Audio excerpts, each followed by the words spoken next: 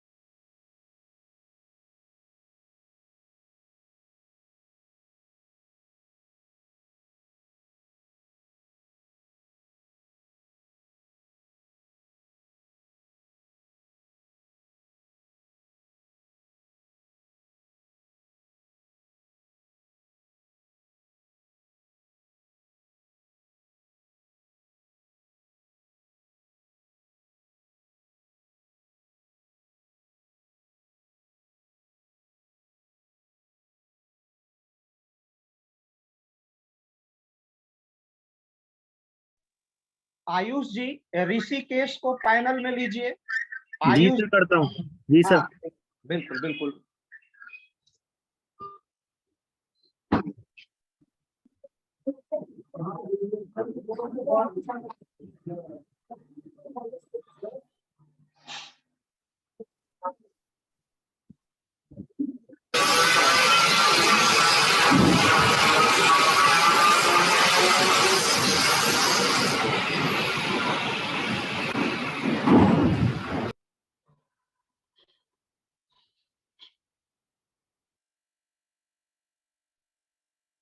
ऋषि, अपना audio video on करिए।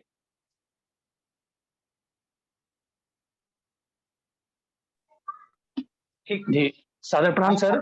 सादर प्रणाम। हम लोगों की दीदी, हम लोगों की प्रिय और वैश्विक स्तर पर हिंदी की अनन्य साधिका प्रोफेसर पुष्पिता अवस्थी दीदी हम लोगों के बीच आ चुकी हैं।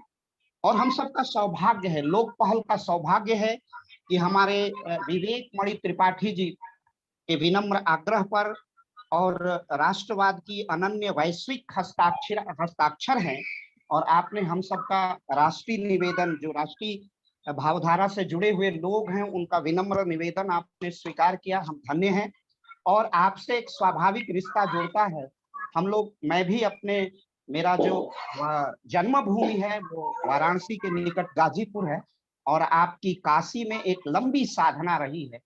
आप वसंता कॉलेज में 20 वर्ष तक हिंदी विभाग की अध्यक्षता और तदुपरांत वहां की प्राचार्य रही हैं। और यह तो एकमात्र संबोधन है, व्यक्तित्व के इतने विविध आयाम हैं कि मैं यही कह सकता हूं कि दीदी भारतीय वांग्मय की टैगोर प्रोफेसर है। ऐसा डॉक्टर हजारी प्रसाद द्विवेदी के लिए क्षिति मोहन सेन ने इस शब्द का प्रयोग किया था।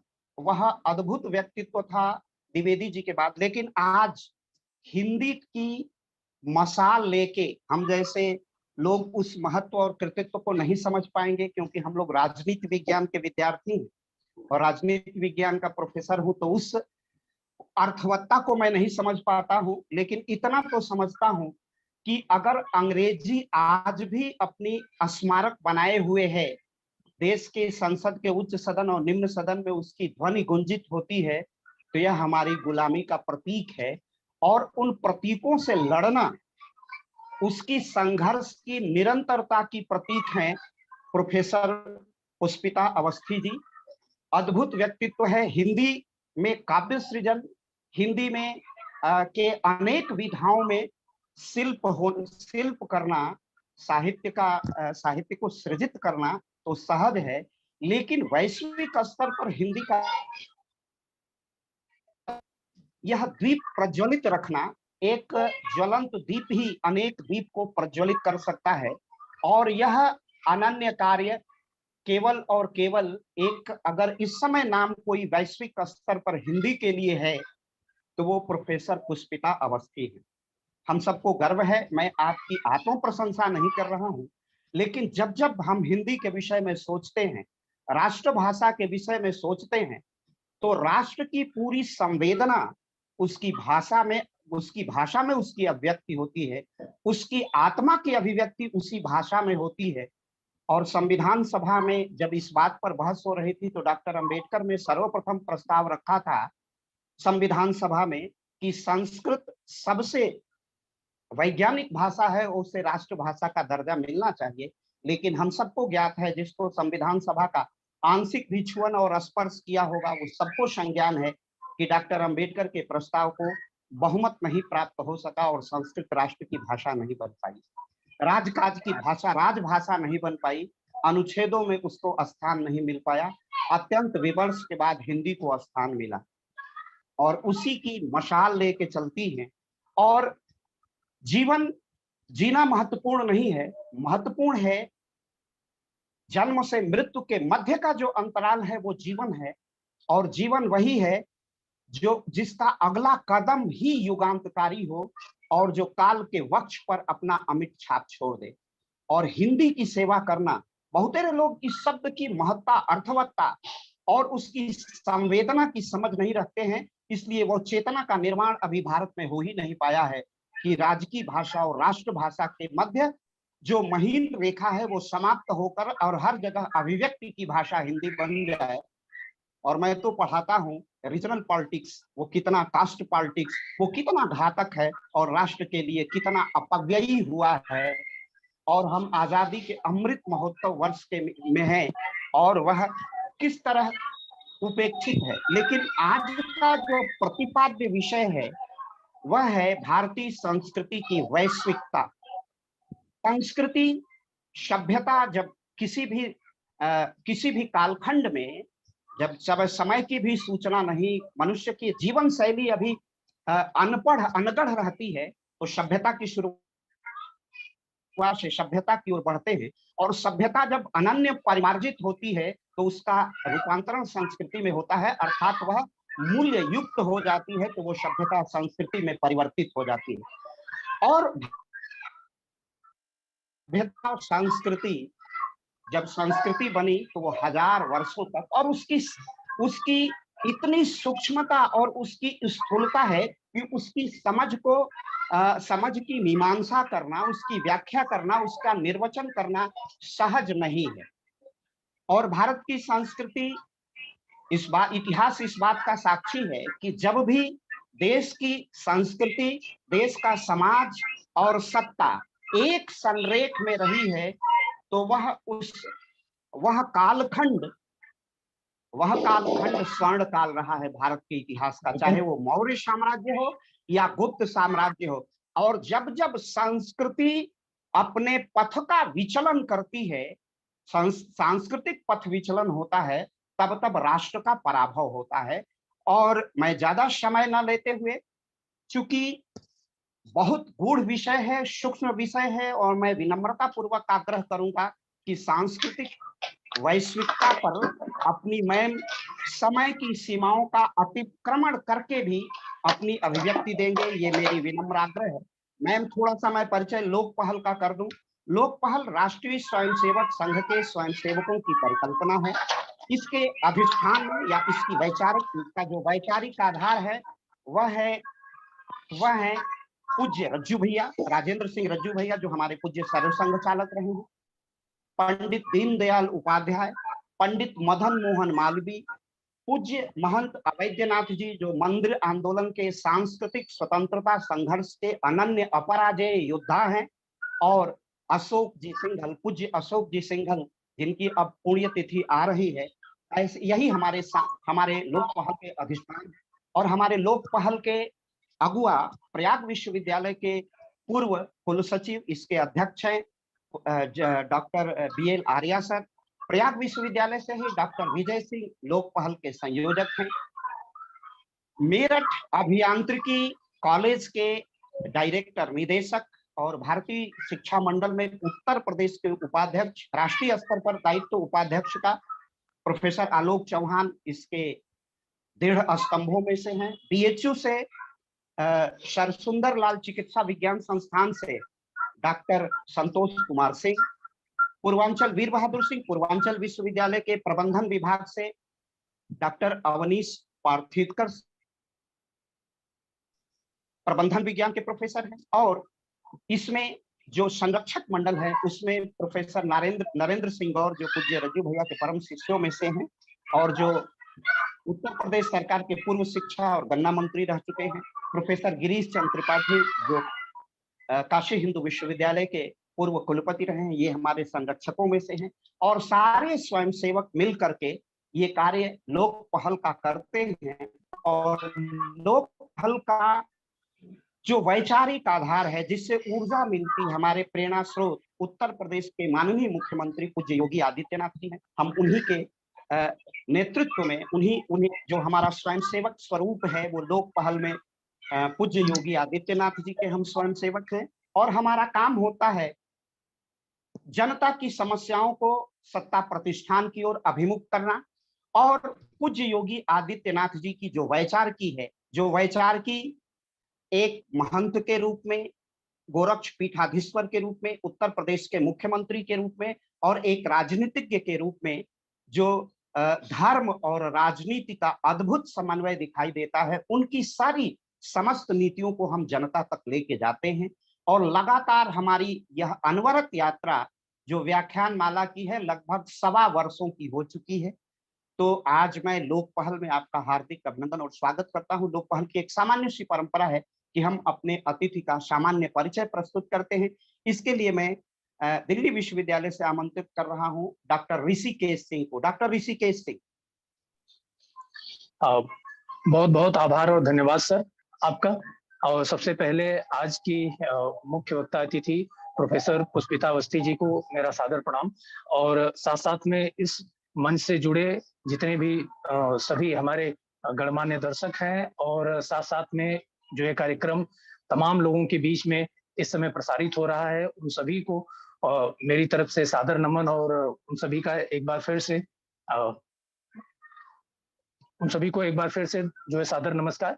जैसा कि सर ने मुझे दायित्व दिया है आज की मुख्य वक्ता अतिथि प्रोफेसर पुष्पिता अवस्थी मैम के परिचय का, तो मैं उस प्रक्रिया को आगे बढ़ाते हुए, जैसा सर ने सबसे पहले ही कह दिया वो बात बिल्कुल ठीक है कि हिंदी की मैम विश्व स्तर पर अनन्य साधिका हैं और तमाम राष्ट्रीय अंतर्राष्ट्रीय तमाम प्रकार के सेमिनारों में बड़े ही सम्मान के साथ मैम को जो है वो मैम की रचनाओं की चर्चा की जाती है, मैम के साहित्यिक अवदान की चर्चा की जाती है। और आज मेरा सौभाग्य है कि मुझे मैम का परिचय देने का अवसर मिला हुआ है। तो इसी कड़ी में बहुत अधिक समय न लेते हुए मैं अब जैसे सर ने कह दिया कि मैम का वक्तव्य और उसके अलावा जो मैम की एक कीर्ति है साहित्य के क्षेत्र में, वास्तव में तो परिचय मैम का वही है, लेकिन चूंकि ये एक सामान्य औपचारिक प्रक्रिया है, उसको आगे बढ़ाते हुए मैम का जन्म 14 जनवरी 1960 को कानपुर देहात के गुड़गांव नामक, और उसके बाद मैम की सारी शिक्षा दीक्षा और पढ़ाई लिखाई काशी हिंदू विश्वविद्यालय से, उसके बाद मैम वहीं के बसंत महिला महाविद्यालय में हिंदी विभागाध्यक्ष के रूप में कार्यरत रही। मैम के साहित्यिक जीवन का और उनके व्यक्तित्व के निर्माण में काशी बड़ा महत्वपूर्ण योगदान है। सर्वोदयी विचारक आचार्य विनोबा भावे जी, लोकनायक जयप्रकाश जी, दादा धर्माधिकारी और डॉक्टर एस.एन. सुब्बाराव जी के वैचारिक संरक्षण में मैम की चेतना समृद्ध हुई है। साहित्यिक दुनिया में मैम अमृत राय, शिव प्रसाद जी, श्रीलाल शुक्ल एवं इसके अलावा doctor Chandrabali Singh, professor Vishwanath Prasad Tiwari, professor Kamal Kishore Goenka इत्यादि लोगों से न केवल साहित्यालोचन की दृष्टि को प्राप्त करती रही हैं, बल्कि इनमें से कई साहित्यकारों के साथ मैम निरंतर जुड़ी भी रही हैं। इसके अलावा मैम 2001 में सूरीनाम के पारामारिबो दूतावास एवं सांस्कृतिक अध्ययन केंद्र में प्रथम सचिव एवं हिंदी प्रोफेसर तथा भारतीय संस्कृति के प्रवक्ता के रूप में कार्यरत रहते हुए 7वें विश्व हिंदी सम्मेलन के आयोजन में उन्होंने महती भूमिका निभाई है। इसके अलावा 2003 में ही उसी दौरान सूरीनाम हिंदी साहित्य, जो कि प्रथम बार प्रोफेसर पुष्पिता अवस्थी मैम के जो है संपादन में के निर्देशन में किया गया, उसमें कविता सूरीनाम, कथा सूरीनाम के नाम से 2 प्रसिद्ध रचनाएं भी प्रकाशित हुई। इसके अलावा इनका समग्र संस्करण 2012 में सृजनात्मक साहित्य के नाम से साहित्य अकादमी के द्वारा प्रकाशित किया गया। साथ साथ में सूरीनाम शीर्षक से 2010 में नेशनल बुक ट्रस्ट से सूरीनाम देश पर पहली बार समग्र अध्ययन की मैम के द्वारा पुस्तक प्रकाशित की गई। वहीं किताब घर से 2015 में भारतवर्षीय भाषा एवं संस्कृति नाम की किताब मैम के संपादन में जो है वो प्रकाशित की गई। इसके साथ साथ मैम का संबंध न केवल साहित्य की दुनिया से, बल्कि पत्रकारिता, फिल्म निर्माण और तमाम अन्य अंतर अनुशासनात्मक क्षेत्रों से भी रहा है। मैम बौद्ध दर्शन के साधक प्रोफेसर कृष्णनाथ जी के संपादन में संपादित होने वाली कृष्ण मूर्ति जी के दर्शन पर आधारित परिसंवाद पत्रिका में सह संपादक के रूप में कार्य कर चुकी हैं। 2002 में सूरीनाम में शब्द शक्ति और हिंदी नामा पत्रिका का संपादन मैम ने किया है। वर्तमान में नीदरलैंड की ऑनलाइन प्रथम पत्रिका जिसका नाम अफसल और गंगा है, उसकी मैम न केवल संरक्षक हैं बल्कि संपादक भी हैं। वर्धा से आचार्य कुल नाम की पत्रिका जो कि निकलती है, और मैम उसकी राष्ट्रीय स्तर पर संपादक भी हैं, और साथ साथ में विश्व स्तर पर प्रकाशित होने वाली अनेक पत्र पत्रिकाओं के संपादक, उसके सलाहकार के रूप में मैम काम करती रही हैं। और साथ साथ में भारत के विश्वविद्यालयों के लगभग 12 हिंदी के विभागों में विभिन्न पाठ्यक्रमों में मैम की कहानियां, कविताएं इत्यादि लगी हुई हैं। साथ साथ में कम से कम 37 से अधिक विषयों को लेकर के मैम के रचनाओं के ऊपर काम चल रहा है, शोध कार्य हो रहे हैं। इसके अलावा साथ साथ में मैम की 17 से अधिक पुस्तकें प्रकाशित हो चुकी हैं, जो उसकी काव्य संग्रह के रूप में है, और 65 से अधिक जो तमाम अन्य विधाओं की अगर किताबें हैं वो मैम के संरक्षण में या मैम के रचनाकार के रूप में जो है वो प्रकाशन के तौर पर सामने आ चुकी हैं। इसके अलावा मैम कई सारे संस्थाओं की अध्यक्ष रही हैं, जिनमें कि वो हिंदी यूनिवर्स फाउंडेशन नीदरलैंड के अध्यक्ष हैं, वो राष्ट्रीय अध्यक्ष हैं आचार्य कुल वर्धा भारत की, वो अंतर्राष्ट्रीय संयोजक हैं राष्ट्रभाषा प्रचार समिति वर्धा भारत की, वो global ambassador for world peace MIT world peace university की भी वो अध्यक्ष रही हैं, वो अध्यक्ष हैं guardian of earth and global cultural international foundation की, वो अध्यक्ष हैं international non violence and peace अकादमी की, वो चेयरमैन है विनोवा सेवा संस्थान ग्वालियर की, वो जनरल सेक्रेटरी हैं इंटरनेशनल इंडियन कल्चर काउंसिल की। इसके अलावा ma'am Indian council for cultural relation जो विदेश मंत्रालय के अधीन आता है उसकी सीनियर फेलो भी हैं। मैम अंतर्राष्ट्रीय संयोजक हैं rural business hub RIIGSC Bharat की। उसके अलावा मैम अम्स्टेल गंगा की संरक्षक एवं संपादक भी हैं। जैसा कि बाबा तुलसीदास ने लिखा है कि अर्थ अमित अति आखर थोरे, मतलब मैम का परिचय मेरे पास कम से कम 10 से 12 पेजों में है, जिसको अगर बताऊं मैं तो कम से कम मुझे आधे घंटे से पौने घंटे का समय चाहिए। लेकिन ये तमाम परिचय तो मैम के जो है उनके अब तक की यात्रा को बताते हैं। वास्तविक परिचय तो मैम का जो साहित्यिक अवदान है, जो वैश्विक स्तर पर उन्होंने हिंदी की अलग जगाई है, और जो उनका प्रखर वक्तव्य और जो उनकी मुखरता है वही उनका वास्तव में वास्तविक परिचय है। आज मैम का पाथेय भारतीय संस्कृति की वैश्विकता नामक विषय पर हम सभी को प्राप्त होगा, तो उसके लिए मैं बिना किसी देरी के, जो कि मैम का प्रिय क्षेत्र भी है, मैं उस पर उनको सादर आमंत्रण के लिए एक बार फिर से अखिलेश त्रिपाठी सर के पास चलना चाहूंगा। Doctor Akhilesh Tripathi sir. बहुत बहुत धन्यवाद ऋषिकेश। आपने बिल्कुल कहा कि मैम का परिचय इतना विशाल है कि उस विशालता को समय की परिधि में समाहित करना बड़ा मुश्किल है। मैं इतना ही कह सकता हूं कि यह विराट व्यक्तित्व, यह अद्भुत व्यक्तित्व हमारे चेतना का परिष्कार और परिमार्जन करेगा, और इसीलिए लोकमंच पर आपका आमंत्रण है। मैं सिर्फ इतना कहना चाहूंगा कि यह छोटा सा आभासी मंच लोक पहल का है, लेकिन हम इसको फेसबुक पर, इसको यूट्यूब पर, इसको कू पर, इसको ट्विटर पर एक साथ हम लाइव प्रसारित करते हैं, और अंततः यूट्यूब के माध्यम से यह कई लाखों के बीच जाता है। और इसके स्पंदन का यही उद्देश्य है, इसकी चेतना को लाखों लोगों में संप्रेषित करना ही हमारा उद्देश्य है। और उसी उद्देश्य के तरफ लोक पहल अपनी निरंतर यात्रा कर रहा है।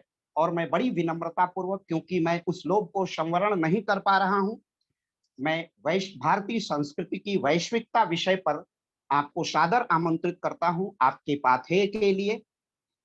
मैं प्रोफेसर पुष्पिता अवस्थी।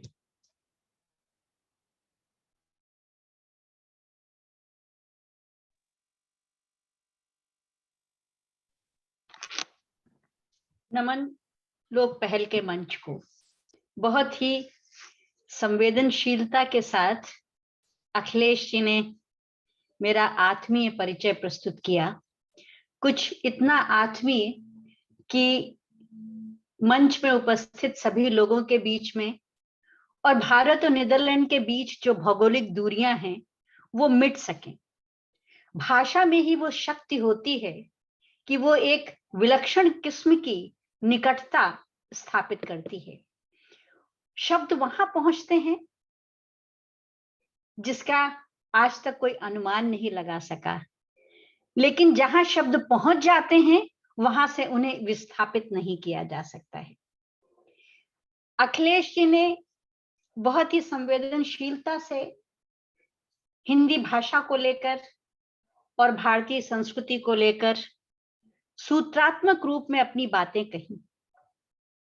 मैं तीसरी बार संवेदनशील शब्द का इसलिए इस्तेमाल कर रही हूं अखिलेश जी के लिए, क्योंकि जब तक व्यक्ति अपनी संस्कृति के साथ सघन तादाद में स्थापित नहीं कर पाता है, तब तक उसकी भाषा में संवेदनशीलता नहीं आ पाती है। यही कारण है कि आज विश्व में इन लोगों के द्वारा समाज के नेतृत्व के लिए वक्तव्य दिए जाते हैं, उन वक्तव्यों में उनका संस्कृति के साथ वो तादात्म्य रिश्ता नहीं होता।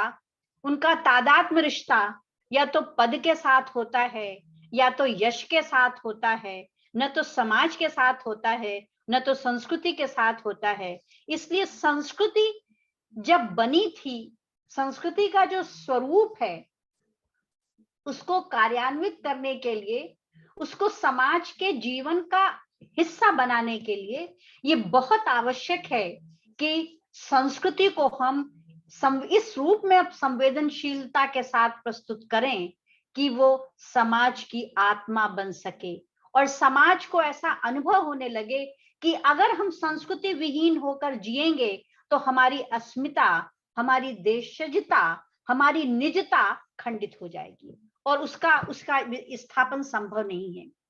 लोक पहल के इस मंच पर संस्कृति की पहल बहुत आवश्यक है और संस्कृति की पहल लोक के द्वारा हमेशा होती रही है। वस्तुतः ये पखवाड़ा तो हिंदी का चल रहा है, लेकिन जिस हिंदी के पखवाड़े में हिंदी आज विश्वव्यापी हुई है, उस हिंदी के विश्वव्यापी होने के मूल में भारतीय संस्कृति है। अगर भारतीय संस्कृति की ये सघन आत्मीयता लोगों के भीतर नहीं होती तो हिंदी भाषा को वैश्विकता प्राप्त नहीं हो पाती। यहाँ ये भी स्पष्ट कर देना आवश्यक है कि भारतीय लोग बेहतर तरीके से जानते हैं कि गांधी ने कहा था अंग्रेजों भारत छोड़ो। मुझे लगता है कि मुझे नीदरलैंड से कहना होगा कि भारतीयों अंग्रेजियत छोड़ो, क्योंकि जिस तरह से अंग्रेजियत की व्याप्ति हुई है उससे सिर्फ हिंदी ही नहीं विस्थापित हो रही है, बल्कि भारतीय संस्कृति भी विस्थापित हो रही है। इसलिए भारतीय संस्कृति के विस्थापन को अगर रोकना है, लोग प्रायः जब मैं ये सवाल रखती हूं भारतवर्ष की संगोष्ठियों में भारतीय चिंतकों के समक्ष, तो वो इस बात को दोहराते हैं कि पाश्चात्य संस्कृति का प्रभाव पड़ रहा है पुष्पिता जी, इसलिए ऐसा है कि भारतीय संस्कृति दुष्प्रभावित हो रही है। लेकिन पिछले 20-22 वर्षों से पूरे विश्व में भ्रमण करते हुए हमने बहुत ही बारीकी से दो चीजें अनुभव की। वो ये कि विदेश में रहने के बावजूद भारतीय संस्कृति भारत से अधिक विदेश में बची हुई है। दूसरी महत्वपूर्ण कि विश्व के दूसरे हर देश की अपनी भाषा है, लेकिन उन देशों में भी अंग्रेजी का प्रचार सबसे अधिक भारतीयों ने किया है। इस तरह से भारतीयों के द्वारा हिंदी भाषा का विस्थापन हो रहा है और वो अंग्रेजी को स्थापित कर रहे हैं। उसका कारण भी ये है कि वो अपने को अधिक कहा जाए ज्ञानवान, अधिक विवेकी, अधिक समृद्ध और वो विश्वव्यापी हैं। इस वजह से वो अंग्रेजी के द्वारा अपनी अस्मिता स्थापित करने की कोशिश करते हैं। लेकिन मुझे ये समझ में नहीं आता कि इन प्रबुद्ध लोगों को ये नहीं आभास होता कि इतने वर्षों तक जिस अंग्रेजों ने हमें गुलाम बना के रखा, दास बना के रखा, हमारे देश की इतनी बड़ी आबादी को, किसान और मजदूरों को विदेशों में अपनी कॉलोनी बनाने के लिए ले गए, वो हर तरह से उन्होंने नुकसान किया है। और हर तरह से आप सोचिए, जब उनका शासन था तब तो नुकसान किया, और उसका दुष्प्रभाव ये हुआ कि आज तक हम अंग्रेजियत का जो हम लोग की आत्मा में कहा जाए, चेतना में, बुद्धिजीवी वर्ग की चेतना में जो अंग्रेजियत की परतें चढ़ गई हैं, उनको उतारने में लोगों को मुश्किल हो रही है। जबकि ये अंग्रेजियत की परतें, ये भारतीय संस्कृति का प्रभाव, देश की निजता का प्रभाव, देशजता का प्रभाव भारतवर्ष के गांवों में नहीं है, ग्रामीण संस्कृति में नहीं है। अब ग्रामीण संस्कृति को भी वो रौंदने में लगे हुए हैं। इसलिए हमें भारतीय संस्कृति को बचाना, और क्योंकि इसकी जड़ें गांव में है। अगर ग्रामीण स्तर पर भारतीय संस्कृति की जड़ों को उच्छिन्न कर दिया जाएगा तो मुझे लगता है कि भारतीय संस्कृति को भारत में बचाना कठिन होगा। भारतीय संस्कृति की वैश्विकता विषय इसलिए भी लिया मैंने कि बहुत चारों ओर से ये स्वर उठ रहा है और भारतवर्ष से सर्वाधिक कि भारत विश्वगुरु होना चाहिए। भारत विश्वगुरु था, भारत विश्वगुरु होना चाहिए, भारत विश्वगुरु होगा और है इसलिए कि भारतीय संस्कृति में जो वैश्विकता है, उस वैश्विकता के गुणसूत्र ही भारतवर्ष को विश्वगुरु आज भी बनाए हुए हैं। यही कारण है कि विदेशी लोग अपना वीसा लेकर के भारत में आयुर्वेद की शिक्षा लेने के लिए, योग की शिक्षा लेने के लिए, ध्यान की शिक्षा लेने के लिए और अन्य विषयों की प्रदेशगत जो सांस्कृतिक वैश्विक उसको लेने के लिए वो यहाँ वहां जाते रहते हैं और लेने के लिए वो वहां सक्रिय रहते हैं। तो विदेशी सूरीनाम है, नीदरलैंड है, इन देशों में जब मैं पासपोर्ट और वीसा लेने के लिए जो लोग आते हैं उनसे जब सवाल किया जाता है कि आप भारत क्यों जाना चाहते हैं, तो भारतीय संस्कृति की जो ताकत है, जो शक्ति है, उसी शक्ति से प्रभावित होकर के वो शिक्षण लेना चाहते हैं, वो प्रशिक्षण लेना चाहते हैं और उसको वो इन देशों में आकर के वो कक्षाएं खोल के पढ़ा रहे हैं। तो इस भारतीय संस्कृति का वर्चस्व, उसका प्रभाव विश्व में इस तरह से है कि विदेशी दूसरी भाषा के व्यक्ति होने के बावजूद वो संस्कृत और हिंदी भाषा सीख रहे हैं। विदेशी होने के बावजूद वो भोगवाद की संस्कृति की कहा जाए निस्सारता से परिचित हो चुके हैं और भारतीय संस्कृति के गुणसूत्रों के अनुसार वो अपना जीवन यापन करना चाहते हैं। जो धर्म की पद्धति है विदेशों में हिंदुत्व बुद्धत्व के रूप में विकसित हुआ है। ये हम लोगों के लिए बहुत ही कहा जाए सुगम पथ भी बना दिया है बुद्धत्व के अनुयायियों के द्वारा, लेकिन ये एक चिंतनीय विषय भी है कि जब बौद्ध दर्शन में हिंदुत्व के गुणसूत्र हैं तो क्या कारण है कि हिंदुत्व और उसके जो गुणसूत्र हैं उस रूप में विदेश में नहीं फैल सके, उसे बुद्धत्व का मुखौटा लेकर के वो विश्व में प्रचलित और प्रचारित हो रहे हैं। ये एक चिंतनीय विषय है और उसमें चिंतनीय यही है बहुत, क्योंकि जो दिखावा है, जो कर्मकांड है, वो बुद्धत्व में नहीं है और ये हिंदुत्व में है। इसलिए कर्मकांड का जो निस्सार स्वरूप है उससे हिंदुत्व को मुक्त करके हमें विश्व में प्रचारित करना चाहिए, जिससे विश्व का कल्याण हो सके, क्योंकि इस समय मनुष्यता सर्वाधिक संकट में है। एक तरफ तो कोरोना ने पूरे विश्व को कहा जाए कि मरोड़ के रख दिया और उसके बाद में अब युद्ध जो है अपनी तरह से निशंसता करने में लगा हुआ है। भारत एक सब चीजों के बावजूद अहिंसक राष्ट्र रहा है और अहिंसा के नेतृत्व में वो पूरे विश्व को एक आलोक प्रस्तुत कर सकता है। जब मेरा विदेशों में जाना हुआ और भारतवंशी बहुल देशों में, भारतवंशी बहुल देश में इसलिए स्पष्ट कर देना चाहती हूं कि जहां हमारे किसान मजदूर हिंदुस्तानी ले जाए गए, उनके लिए एक शब्द इस्तेमाल होता है गिरमिटिया। मुझे लगता है कि उस गिरमिटिया शब्द का इस्तेमाल अब खत्म कर देना चाहिए। गिरमिटिया ऐतिहासिक कलंक के रूप में इस्तेमाल होने वाला शब्द है।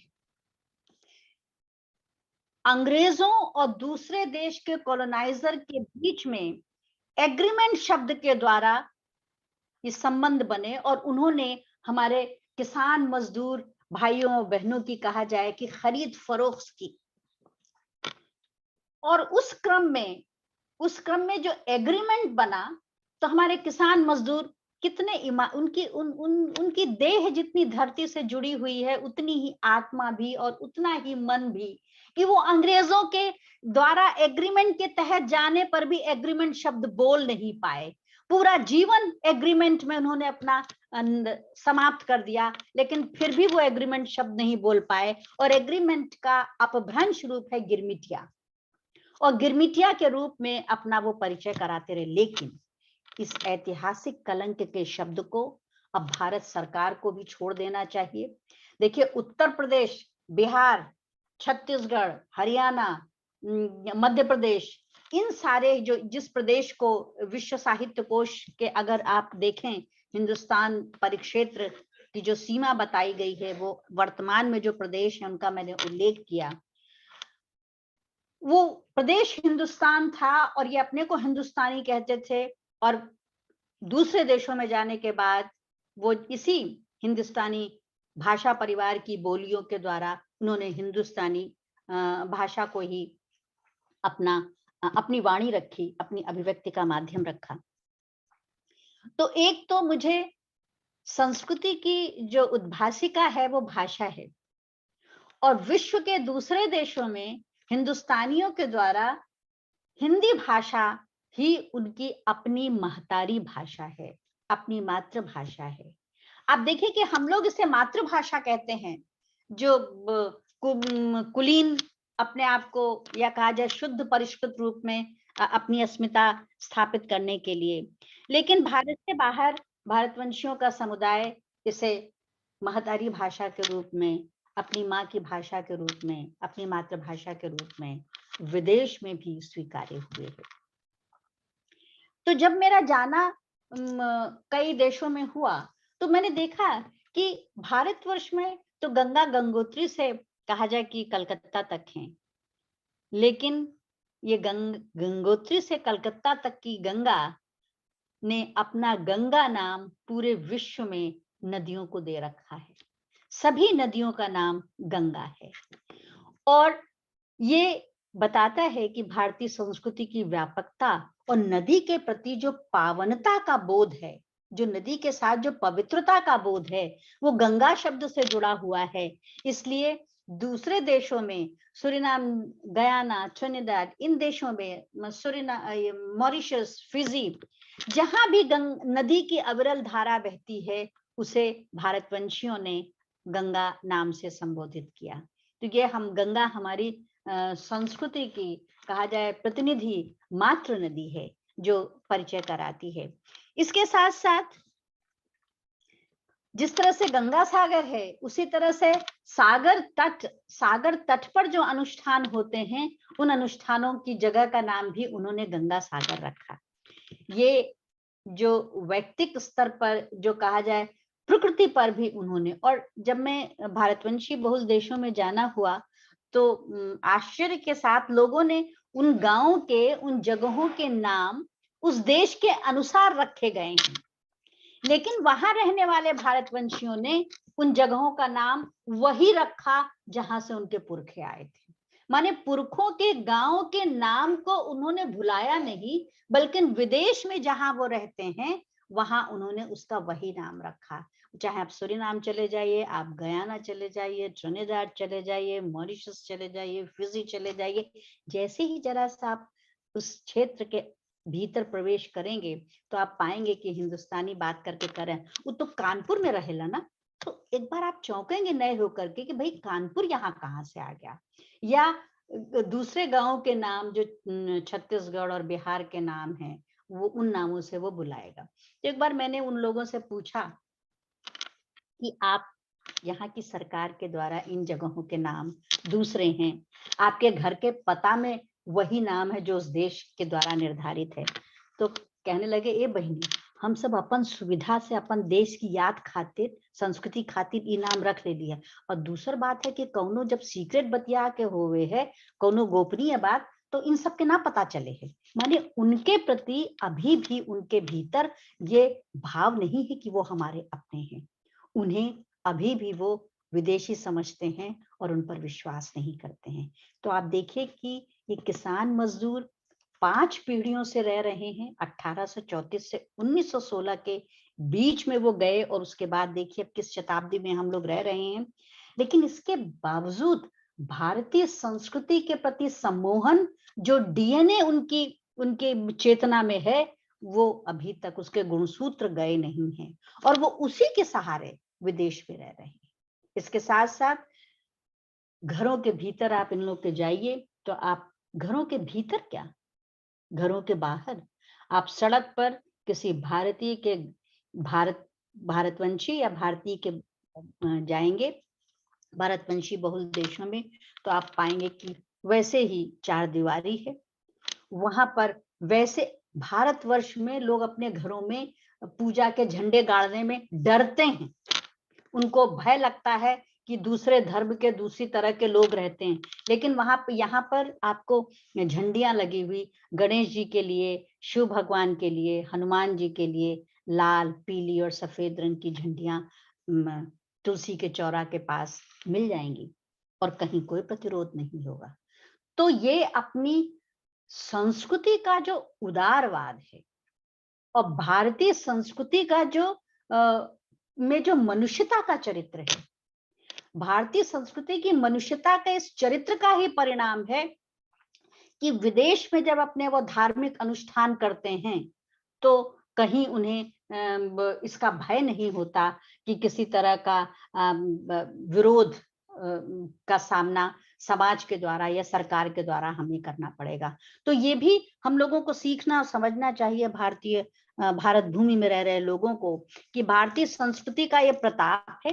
भारतीय संस्कृति का हजारों वर्षों से जो उसका स्वरूप चला आ रहा है, कहीं न कहीं उसका अपना ऐसा प्रभुत्व है और वर्चस्व है कि विदेश की धरती का आम आदमी उनके साथ रहते हुए उसका विरोध नहीं करता, क्योंकि ये भारतीय संस्कृति के अंतर्गत जो शांति है, जो सेवा परायणता है, जो दया है, करुणा है, ये सारे भाव भी कहीं न कहीं भारतीय संस्कृति के आलोक से प्रकट होते हैं, जो उनको वैसा बनाए रखते हैं। इसके अलावा अगर आप देखिए कि जो विदेशों में जो रह रहे भारतवंशी हैं और प्रवासी भारतीय हैं, उनके घर के भीतर जब आप जाएंगे तो आपको लगेगा नहीं आप विदेश में हैं। वो घर प्रवेश करते ही वो जूते चप्पल सब बाहर ही उतारेंगे। उनके लिए घर मंदिर की धारणा के साथ है। अपने बच्चों को वो वैसी ही संस्कृति सिखाते हैं और यहाँ तक कि भारतवर्ष में तो अब बहुत सीमित हो गया है, लेकिन यहाँ 3 दिन अखिलेश जी विवाह में लगते हैं और उन 3 दिनों में जितनी कार्यवाही हम लोग के यहाँ गांव में जब विवाह होते हैं तो 3 दिन लगते हैं, उसी तरह से इस कहा जाए कि शिखर पर पहुंचे हुए आधुनिकता के इन देशों में भी भारतीय संस्कृति अपनी पूरी अस्मिता के साथ, क्योंकि वो ये मानते हैं कि इससे संबंधों में एक तादात्म्यकरण स्थापित होता है। 2 परिवारों में, 2 गांवों में, 2 समुदाय में एक संबंध बनते हैं जब विवाह के अवसर होते हैं। ये सिर्फ 2 व्यक्तियों का ही नहीं है, बल्कि संस्कृतियों का भी समागम है। इसके साथ साथ भारतीय संस्कृति में जो एक समुच्चयवाद है कि सबको मिलकर के रहना चाहिए, ये विदेशों में बहुत ही महत्वपूर्ण ढंग से देखने को मिलता है।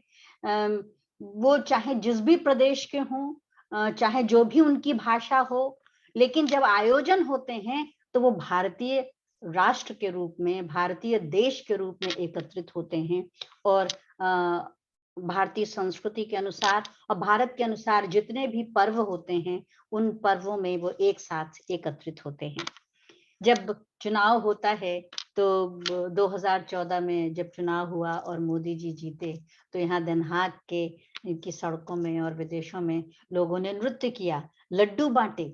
तो ये यहाँ तो दूसरी सरकार, यहाँ की सरकार कोई भी जीते कोई असर नहीं होता, चुनाव हुआ जाके वोट दिया, लेकिन परिणाम क्या आया उस पर कोई रागात्मक संबंध नहीं बनता है। लेकिन भारतवर्ष में जब चुनाव हुआ और ये जीत हुई तो उससे लोगों ने, तो ये मुझे लगता है कि ये व्यक्ति से अधिक सांस्कृतिक लगाव है और उनको लगा कि इस समूह के सत्ता में आने पर निश्चित रूप से हमारी भारतीय संस्कृति जो संक्रमित हो रही है, जो दुष्प्रभावी हो रही है, उससे मुक्त हो सकेंगे, इस भाव के तहत वो उससे जुड़ सके। फिर महत्वपूर्ण देखिए, जीवन में सबसे पहले जीवन होता है, जीवन के बाद जीवन दर्शन आता है। और जीवन की दृष्टि से भारतवर्ष में जो ये समय जो कोरोना आया, इस कोरोना ने पूरे विश्व की आंखें खोल दी कि जो उनकी मांसाहारी जीवन शैली है, सिर्फ भोजन ही नहीं अपितु जो जीवन शैली है वो जीवन शैली जीवनदायी नहीं है, वो संजीवनी नहीं है। और भारतीय संस्कृति में जो जीवन शैली में जो शाकाहारी जीवन शैली है, इसके साथ साथ हमारी संस्कृति में जो खान पान की जो परंपरा है, उसने इतना महत्व इन लोगों के बीच में स्थापित किया कि उन्हें लगा कि अगर हमें अपने अपने जीवन को शुद्ध रखना है और कहा जाए स्वस्थ रखना है और मानवीय रखना है, तो हमें भारतीय संस्कृति के पद चिन्हों पर चलना पड़ेगा। और ये कारण है कि बहुत से लोग कोरोना के बाद जो है वो शाकाहारी हुए। मैं जो बता रही हूँ वो विदेशी लोगों के संदर्भ में मैं कह रही हूँ, भारतवंशी और प्रवासी भारतीय तो हैं ही, लेकिन जो विदेशी हैं उन पर भी भारतीय संस्कृति के इस शाकाहारी जीवन शैली ने बहुत महत्वपूर्ण प्रभाव डाला है और आयुर्वेद का और जड़ी बूटियों का इन सब का प्रभाव पड़ा है। अब इसी के साथ साथ मुझे लगता है कि ये एक ऐसा समय आ गया है कि इन सारी दृष्टियों से और इन सारे मुद्दों के आधार पर भारत विश्व गुरु होने में नेतृत्व ले सकता है, क्योंकि इन लोगों को विदेशी पाश्चात्य देशों को अपनी भारतीय जीवन शैली का जो प्रभुत्व और वर्चस्व स्पष्ट हो गया है। ऐसे समय में दुखद यह है कि जिन सामग्री की आवश्यकता होती है वो इन पाश्चात्य देशों में उपलब्ध नहीं है। वो सब्जियां नहीं हैं, वो जड़ी बूटियां नहीं हैं, वो खाद्यान्न नहीं है। तो इनके सिलसिले में, और भारतवर्ष तो कृषि प्रधान देश है, वहां इतना उत्पन्न होता है। पिछले दिनों जब सर्वे के दौरान मुझे पता चला था कि कृषकों के द्वारा जो उत्पादन होता है उसका वो 40% उपयोग नहीं कर पाते हैं, नष्ट हो जाता है, माने उसका बचाव नहीं कर पाते, उसकी सुरक्षा नहीं कर पाते हैं।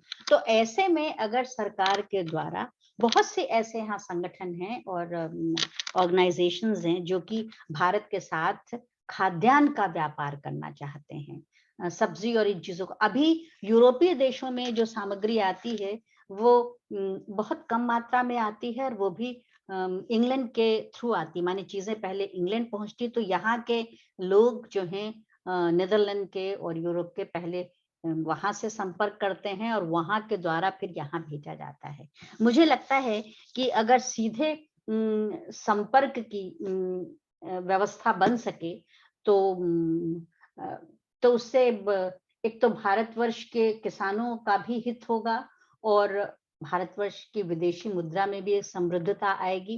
प्रवासी दिवस इसी मकसद से मनाया गया और आयोजन हुआ था कि किस तरह से हम विदेशी मुद्रा का संकेंद्रण भारत में हो सकता है। तो भारतीय संस्कृति के पक्ष में ये बहुत से व्यापारिक रास्ते हैं जिनके द्वारा, और मैं यहाँ जब वक्तव्य देने के अवसर मुझे मिलते हैं तो मैं कहती हूँ लोगों से कि अगर आप भारतवर्ष से व्यवसाय चाहते हैं तो उसकी संस्कृति को भी समझिए और संस्कृति को भी अपनाने का प्रयास करें। हमारे देश में भारतवर्ष, जब हमारा देश कहते हैं अखिलेश जी, तो समझ लीजिए कि मैं भारत कह रही हूँ, हमारा देश है, क्योंकि मैं यहाँ तो मैं जब बोलती हूँ तो मैं भारतीय दिखती हूँ, तो मैं हमारे देश की मेरी जो मैं किसी भी देश में रहूं लेकिन मेरा अपना देश भारत है और उसकी जो सांस्कृतिक विरासत है, उस सांस्कृतिक विरासत ने की इतनी बड़ी ताकत मेरे पास है, क्योंकि मुझे विद्यानिवास मिश्र जी के साथ मैंने लंबी बातचीत की, वो 260 पेज की बातचीत थी और उसमें वो किताब सांस्कृतिक आलोक से संवाद, उस किताब का नाम है, जो भारतीय ज्ञानपीठ से प्रकाशित हुई। उसमें भारतीय संस्कृति की जो शक्ति है, जो गुणसूत्र हैं, उस पर हमने उनसे लंबी बातचीत की है और उसी बातचीत के क्रम में उन्होंने एक सवाल का जवाब देते हुए कहा था, गंगा सुर ध्वनि होने के कारण इतनी बड़ी नदी नहीं है, जितनी कि भगीरथी बनकर कोटि कोटि जनों की लाख लाख वर्षों में संतरण की नदी बनकर, तीर्थों का तीर्थ बनकर और एक विशाल संस्कृति की ऐसी वाहिका बनकर, जिसमें छोटी उपधाराएं बिना किसी संकोच के बहुत गौरव के साथ मिलती हैं और गंगा बन जाती।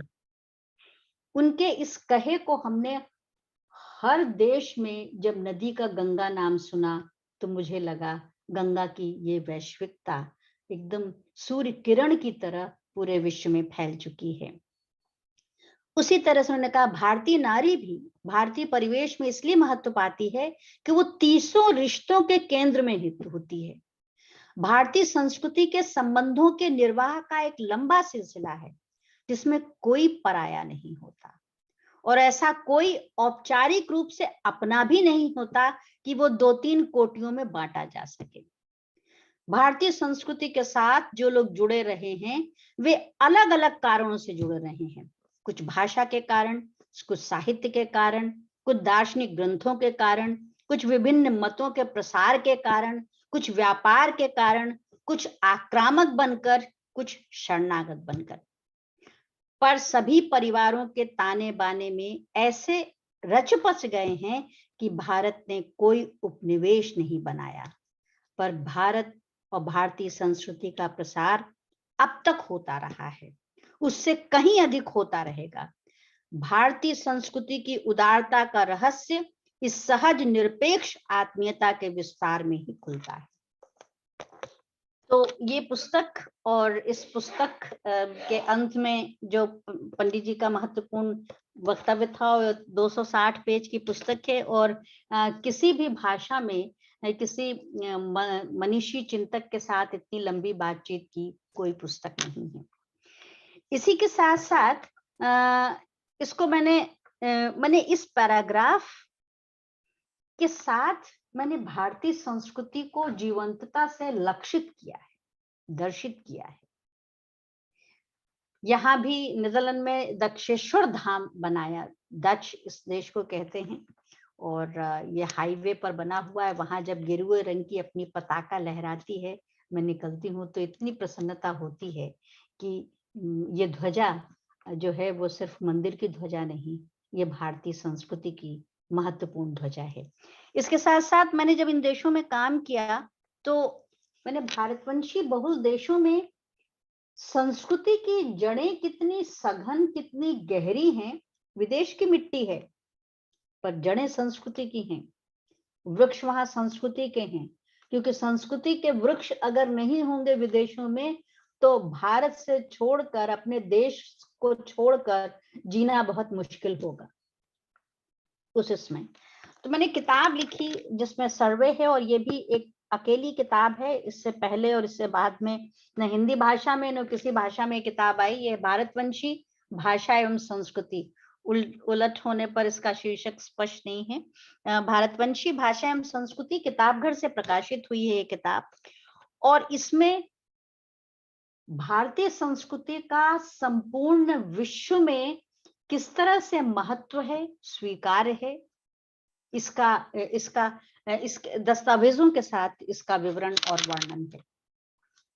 तो जिन बातों को मैं आप सबके समक्ष अपने इस लोक पहल मंच पर प्रस्तुत कर रही हूँ, वस्तुतः इस लोक पहल मंच में भारतीय संस्कृति की सघनता पर, इसके प्रभावक क्षमता पर, इसके भीतर की भारतीय संस्कृति के भीतर जो एक मनुष्यता है। आप देखिए इन सभी देशों में, जब मैं भारत में थी तो मैंने हनुमान जयंती नहीं सुनी थी, जबकि मेरी सारी पढ़ाई लिखाई काशी में हुई। और इतने मैंने लोगों के महत्वपूर्ण व्याख्यान सुने। हजारी प्रसाद द्विवेदी जी के दर्शन का सौभाग्य हमको मिला था जब मैं विद्यार्थी थी, और उनके मैंने व्याख्यान विद्यार्थी के रूप में सुने। और मुझे जिन लोगों ने पढ़ाया, मैं कृष्णमूर्ति फाउंडेशन में पढ़ाई की, लेकिन मुझे जिन लोगों ने पढ़ाया वो एनी बेसेंट की शिष्या रही हुई अध्यापिकाओं ने पढ़ाया, और उन्होंने हिंदुत्व और भारतीय संस्कृति की सेवा के लिए आजीवन ब्रह्मचारी रहने का निश्चय किया था। उन स्त्रियों ने मुझे पढ़ाया। तो कहा जाए कि जब शिक्षकों का व्यक्तित्व एक साधना से बनकर तैयार होता है, उन साधना से बने हुए शिक्षकों के द्वारा दी जाने वाली शिक्षा का असर भी दूसरा होगा बनस्पत उनके द्वारा जो बीएड की डिग्री लेके पढ़ाने आ जाते हैं। क्योंकि जब तक आपके पास संस्कृति की साधना नहीं होगी, मुझे लगता है संस्कृति की साधना हर विषय के शिक्षक के भीतर होनी चाहिए, क्योंकि जब तक अपने राष्ट्र की संस्कृति के प्रति वो आत्मीयता का और वो कहा जाए उसकी शक्ति का अंदाजा नहीं होगा, वो शिक्षा देते समय उस संस्कृति का संप्रेषण नहीं करेगा। क्योंकि सभी अब मैं याद करती हूँ जिन सारे विषयों को मैंने पढ़ा है, उन सारे विषयों में हम अपने भारत के प्रति देशभक्ति की बात, भारत की जो शक्ति है, भारत की जो गुणवत्ता है, भारत की जो पहचान है, ऐतिहासिक पहचान है, उन सब के बताने के रास्ते हर विषय में हैं। और कक्षाओं में पढ़ाते समय किसी भी विषय में अगर संस्कृति में दक्ष शिक्षक है तो निश्चित रूप से वो बह करके वो अमृत, भारतीय संस्कृति का अमृत बहकर निश्चित रूप में प्रवाहित होकर आएगा। और संस्कृति का यही जो अमृत तत्व बहकर विद्यार्थियों को मिलेगा, वही मुझे लगता है कि विद्यार्थी के भीतर एक अलौकिक शक्ति पैदा करेगा जो विश्व स्तर पर वो अपना व्यक्तित्व कायम कर सकेगा। यहाँ के जो भारतीय संस्कृति के प्रचार के लिए पाश्चात्य देशों में आप देखिए मुख्य केंद्र मंदिर है। मंदिरों में हिंदुओं के द्वारा यहाँ मंदिर बनाए गए हैं, मूर्तियां बनकर भारत से आती हैं, वो चाहे अमेरिका हो, चाहे कनाडा हो, चाहे यूरोप के देश हो, चाहे कैरेबियाई देश हो। तो उन भारत से आई हुई मूर्तियों में वो श्री राम के दरबार में श्री राम को, लक्ष्मण को, सीता मैया को वो वैसे ही देखते हैं जैसे कि वो भारत में देखते हैं।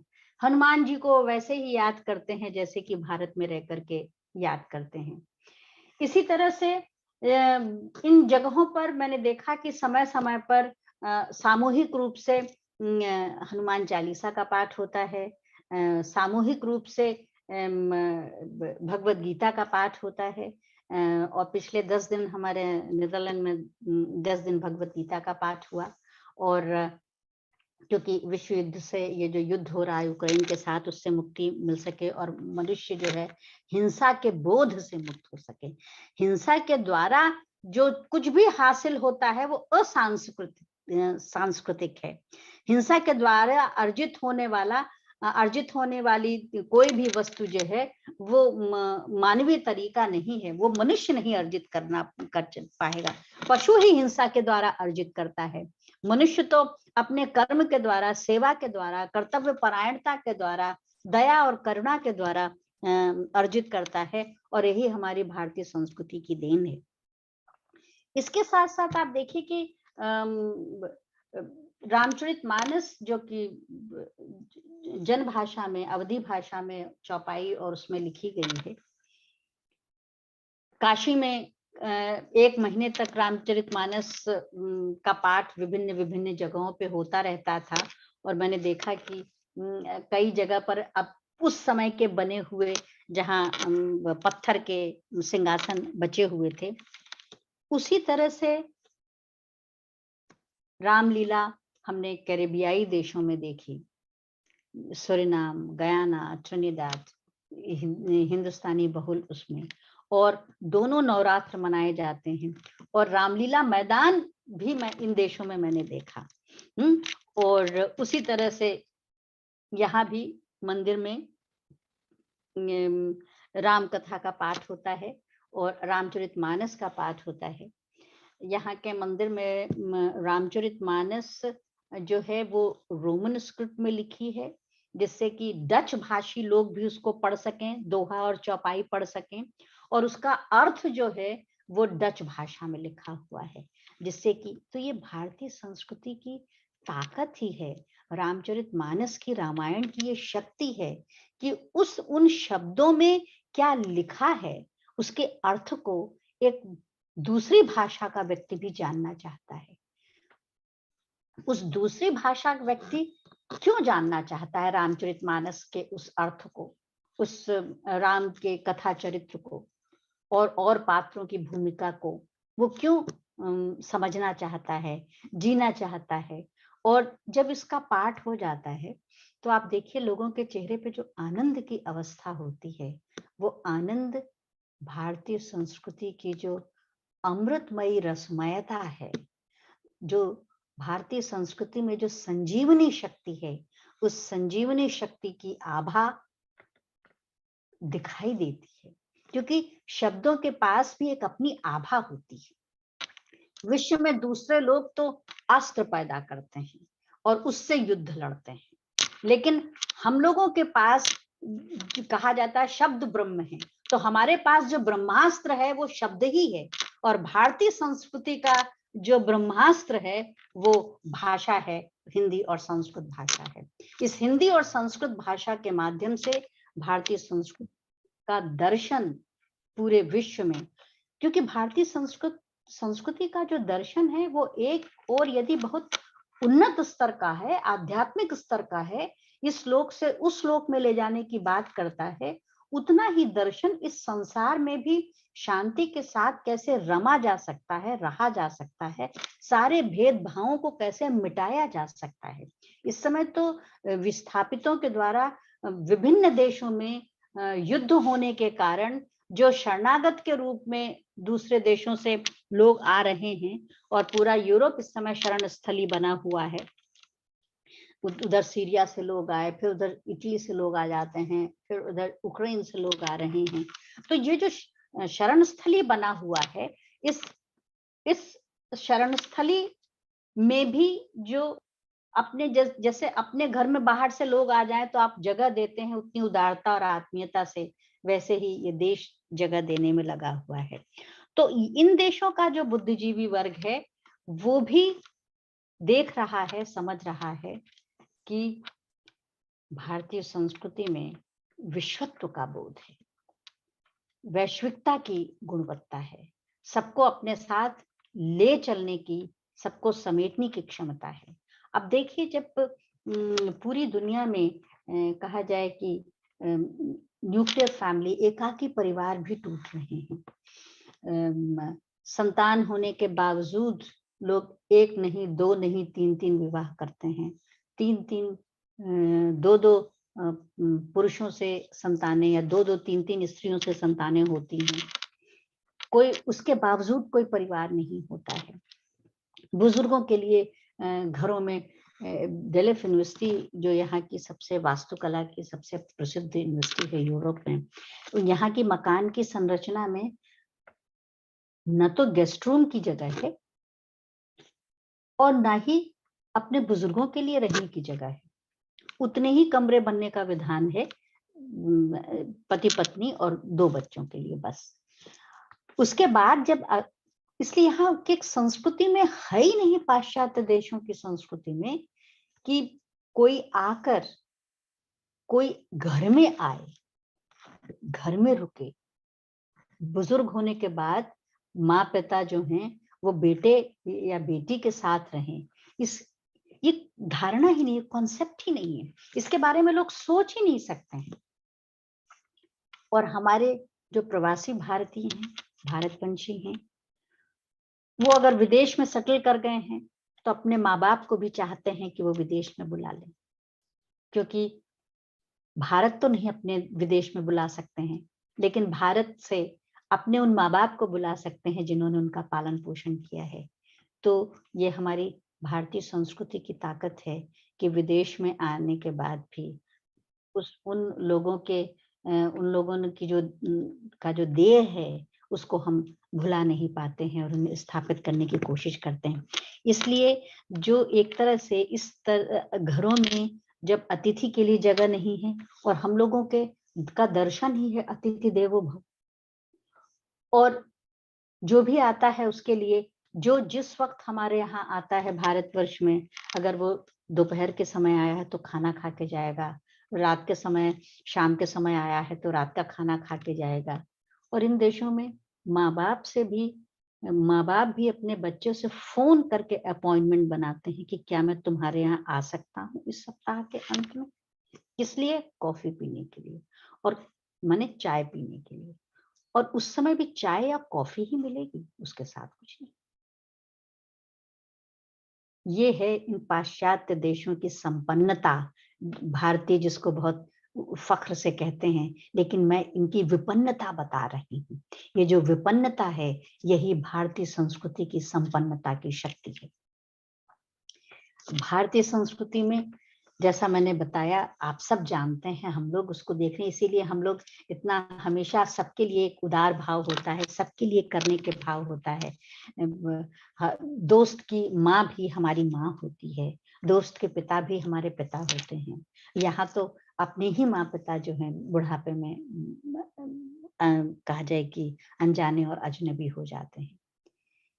ऐसे में जब हमारे प्रवासी भारतीय और भारतवंशी भारतीय संस्कृति को अपनी संजीवनी शक्ति बनाकर इन विदेशियों के बीच में जीते हैं, तो इन विदेशियों को समझ में आता है कि भारतीय संस्कृति में कितनी महान शक्ति है और किस तरह से ये इसमें एक पूरे विश्व को नेतृत्व देने वाली, विश्व को समेटने वाली क्षमता है। इसके साथ साथ पिछले दिनों आप लोगों ने बहुत से खबरें हम लोगों ने मित्रों ने सुनी हैं कि 2 बार तो गन जो है अमेरिका में ही स्कूलों में जाकर के बंदूक के द्वारा कितने लोगों की हत्याएं हो गई। पिछले 2-3 वर्षों में यूरोप के भी कई देशों में हुई। तो ये जो हिंसा की वारदातें किशोर वय के द्वारा हो रही हैं, हमारे भारतवर्ष की, मैं लोगों से कहती रही जब जब ये हुआ, हमने कहा भारतवर्ष की इतनी आबादी है और लोग कहते हैं भारत गरीब देश है, उसके बावजूद भारतवर्ष में इस तरह की हिंसा देखने को नहीं मिलेगी कि कोई किशोर जाकर के बंदूक से किसी स्कूल में इतने लोगों की या किसी मार्केट प्लेस में जाके इतने लोगों की हत्या कर सके। वहां बंदूक पर अधिकार सिर्फ अपराधी का है, सामान्य जन का नहीं। ये हमारी भारतीय संस्कृति की ताकत है जो भारतवर्ष में जिसके प्रचार की अब जरूरत महसूस होने लगी है। इस शक्ति को हमारे भारतीयों को भी समझना चाहिए और विदेशियों को तो समझ में आने ही लगी है। और ये कारण सिर्फ ये है कि अकेलापन इस समय तकनीक ने, मोबाइल और इन सब ने लोगों को ऐसा अकेला कर दिया है, ऐसा अकेला कर दिया है कि उनका दिमाग जिस उसमें फंस जाता है, अगर वो हिंसा के रास्ते पर चल पड़ा है तो कोई जान नहीं पाता है कि उनका दिमाग किधर जा रहा है। इसलिए एक अहिंसा का प्रशिक्षण, भारतीय संस्कृति की एक सबसे बड़ी ताकत ये है कि अलग से किसी शब्दों का प्रयोग करके समझाना नहीं पड़ता है। जो इस संस्कृति में रचे बसे लोग हैं, उन रचे बसे लोगों के साथ सत्संग करने से ही उसका प्रभाव सुनने वाले के भीतर पड़ने लगता है। यही कारण है कि यहाँ भी अब सत्संग की महिमा लोगों को समझ में आने लगी है। और इन देशों में, पाश्चात्य देशों में जो मंदिर हैं, उन मंदिरों में शनिवार और इतवार को, भारतवर्ष में जिस तरह से मंदिरों का वो है कि प्रसाद लेके गए, मंदिर में चढ़ाया, अपना प्रसाद लिया और चले आए, लेकिन इन देशों में भारत को छोड़ने का जो दुख होता है, उस वजह से सभी भारतीय, प्रवासी भारतीय और भारतवंशी शनिवार और इतवार को अपने पूरे परिवार के साथ नहा धो के 9-10 बजे तक मंदिर पहुंच जाते हैं।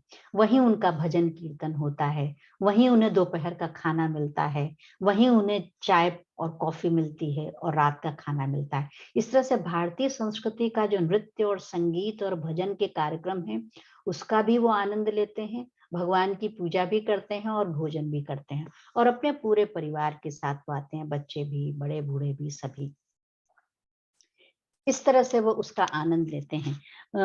तो आप देखिए कि भारतीय संस्कृति में एक जो सहजता और सरलता है, यही कारण है कि हमारे देश में जो भक्ति काल विकसित हुआ, उस भक्ति काल के अधिकांश जो भक्त हैं, वो सूरदास, तुलसीदास, ये सारे के सारे लोग जो हैं, वो सामान्य जीवन से आए हैं, सामान्य जन से आए हैं। तो ये हमारे संस्कृति की शक्ति है कि व्यक्ति, आम जनता उस संस्कृति को जीना, जानना और लोगों तक पहुंचाना जानती है। तभी तुलसीदास ने, सूरदास जी ने, इन लोगों ने इस तरह की रचनाएं की और आज भी उनका प्रभाव दिखाई देता है।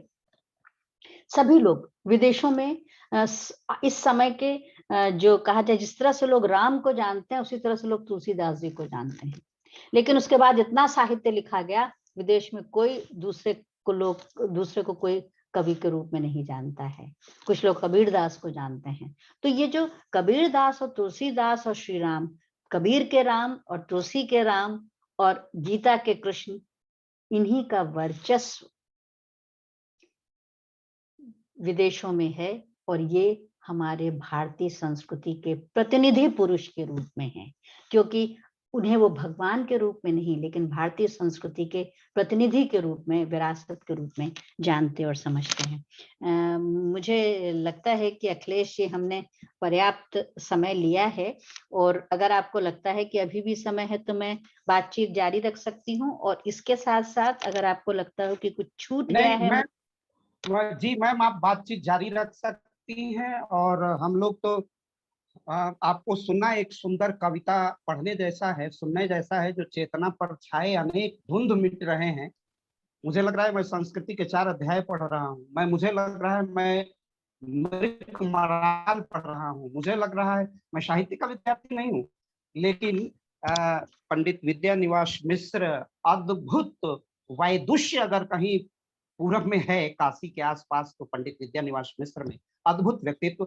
उनका एक निबंध सहज स्मरण हो रहा है, राम की मर्यादा ही नहीं रही और वे विश्व नागरिक हो गए। उस आत्मपीड़ा की जो अभिव्यक्ति आपके शब्द शब्द में हो रही है, वो हमारे लाखों श्रोताओं को स्पर्श कर रही होगी। आप वक्तव्य जारी रखिए। जी जी। तो इस क्रम में आप देखिए कि जो आज के समय की जो जरूरत है व्यक्ति के लिए, कि व्यक्ति का अपने भीतर भी विश्वास टूट रहा है और दूसरे पर भी विश्वास उसका खत्म हो रहा है।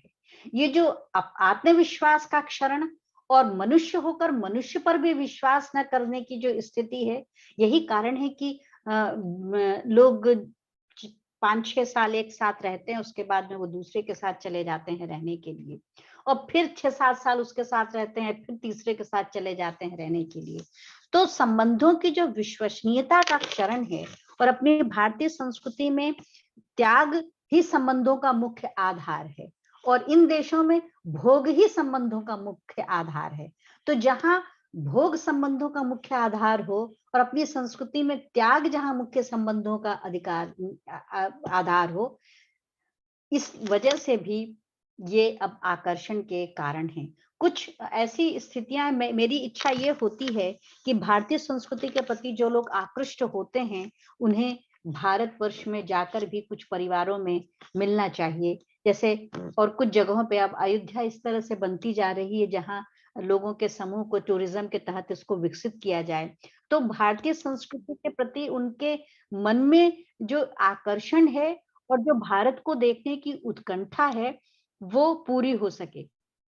जब मैं भारत जाती और वापस आती थी, यहाँ के जो हमारे विद्यार्थी थे, वो सिर्फ उनकी इच्छा होती थी कि मेरे आने के तुरंत बाद वो मेरे चरण स्पर्श करें, जिससे भारत की धूलि का वो स्पर्श कर सके।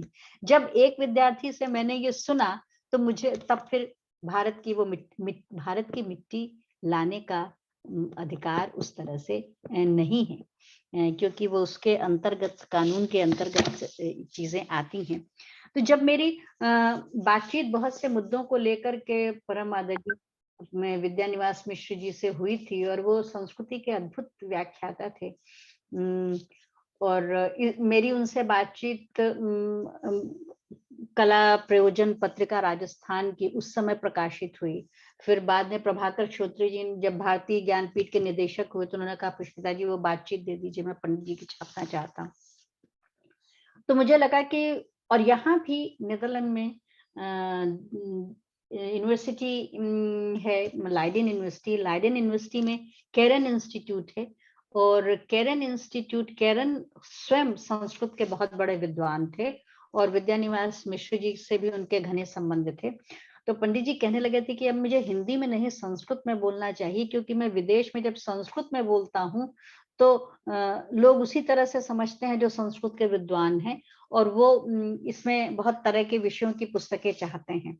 तो जिस संस्कृत और संस्कृति की आवश्यकता अब पूरा विश्व अपनी जरूरत के अनुसार आवश्यकता, क्योंकि आवश्यकता जब तक नहीं होती है तब तक लोग उस चीज को हासिल करने के बारे में नहीं सोचते हैं। और संस्कृति तो एक एक अलौकिक शक्ति है, और वो उस तरह से दिखती नहीं, लेकिन उस अलौकिक शक्ति का जो प्रभाव है वो लौकिक होता है, वो उसका जो स्वरूप है वो उसका लौकिक होता है। यही कारण है कि बहुत कम सीमित समय में इस कहा जाए कि हिंसा के काल में युद्ध से अधिक मैं इस सदी को हिंसा की सदी में मानती हूँ, और जिसके अंतर्गत व्यक्ति आत्महिंसा से भी ग्रस्त हुआ है और पर हिंसा से भी ग्रस्त हुआ है, और कर्तव्य बोध से भी वो मुक्त हुआ है। लेकिन हमारी भारतीय संस्कृति में इस तरह के चरित्र हैं, और उन चरित्रों ने संघर्ष के साथ, समर्पण के साथ अपने जीवन को अर्पित किया है दूसरों के जीवन के लिए। उनकी जो कथाएं हैं वो लोग अब इंटरनेट के द्वारा पढ़ रहे हैं, और उनको पढ़ना, उनको जानना और उसके संदर्भ में जिज्ञासाओं के साथ मुझसे जुड़ना इस बात का सबूत है कि वो भारतीय संस्कृति का जो प्रभाव है, उसका जो प्रभामंडल है वो अब पूरी तरह से उसने अवतार ले लिया है विश्व के समक्ष। वो व्यक्ति कौन है ये नहीं दिख रहा है, लेकिन उसका प्रभामंडल जो है, भारतीय संस्कृति का प्रभामंडल अब पूरे विश्व को आलोकित करने लगा है। और इसी प्रकरण में कहा जाए कि हम पूरी तरह से भारत देश की जो अपनी शक्ति है उसकी वैश्विकता को हम हर भारतीय को, भारतवंशी को उजागर करना चाहिए, क्योंकि विश्व में हम अपना प्रभाव, भारतीय व्यक्ति अपना प्रभाव विश्व में अपनी संस्कृति की शक्ति के बूते ही प्रदर्शित कर सकता है।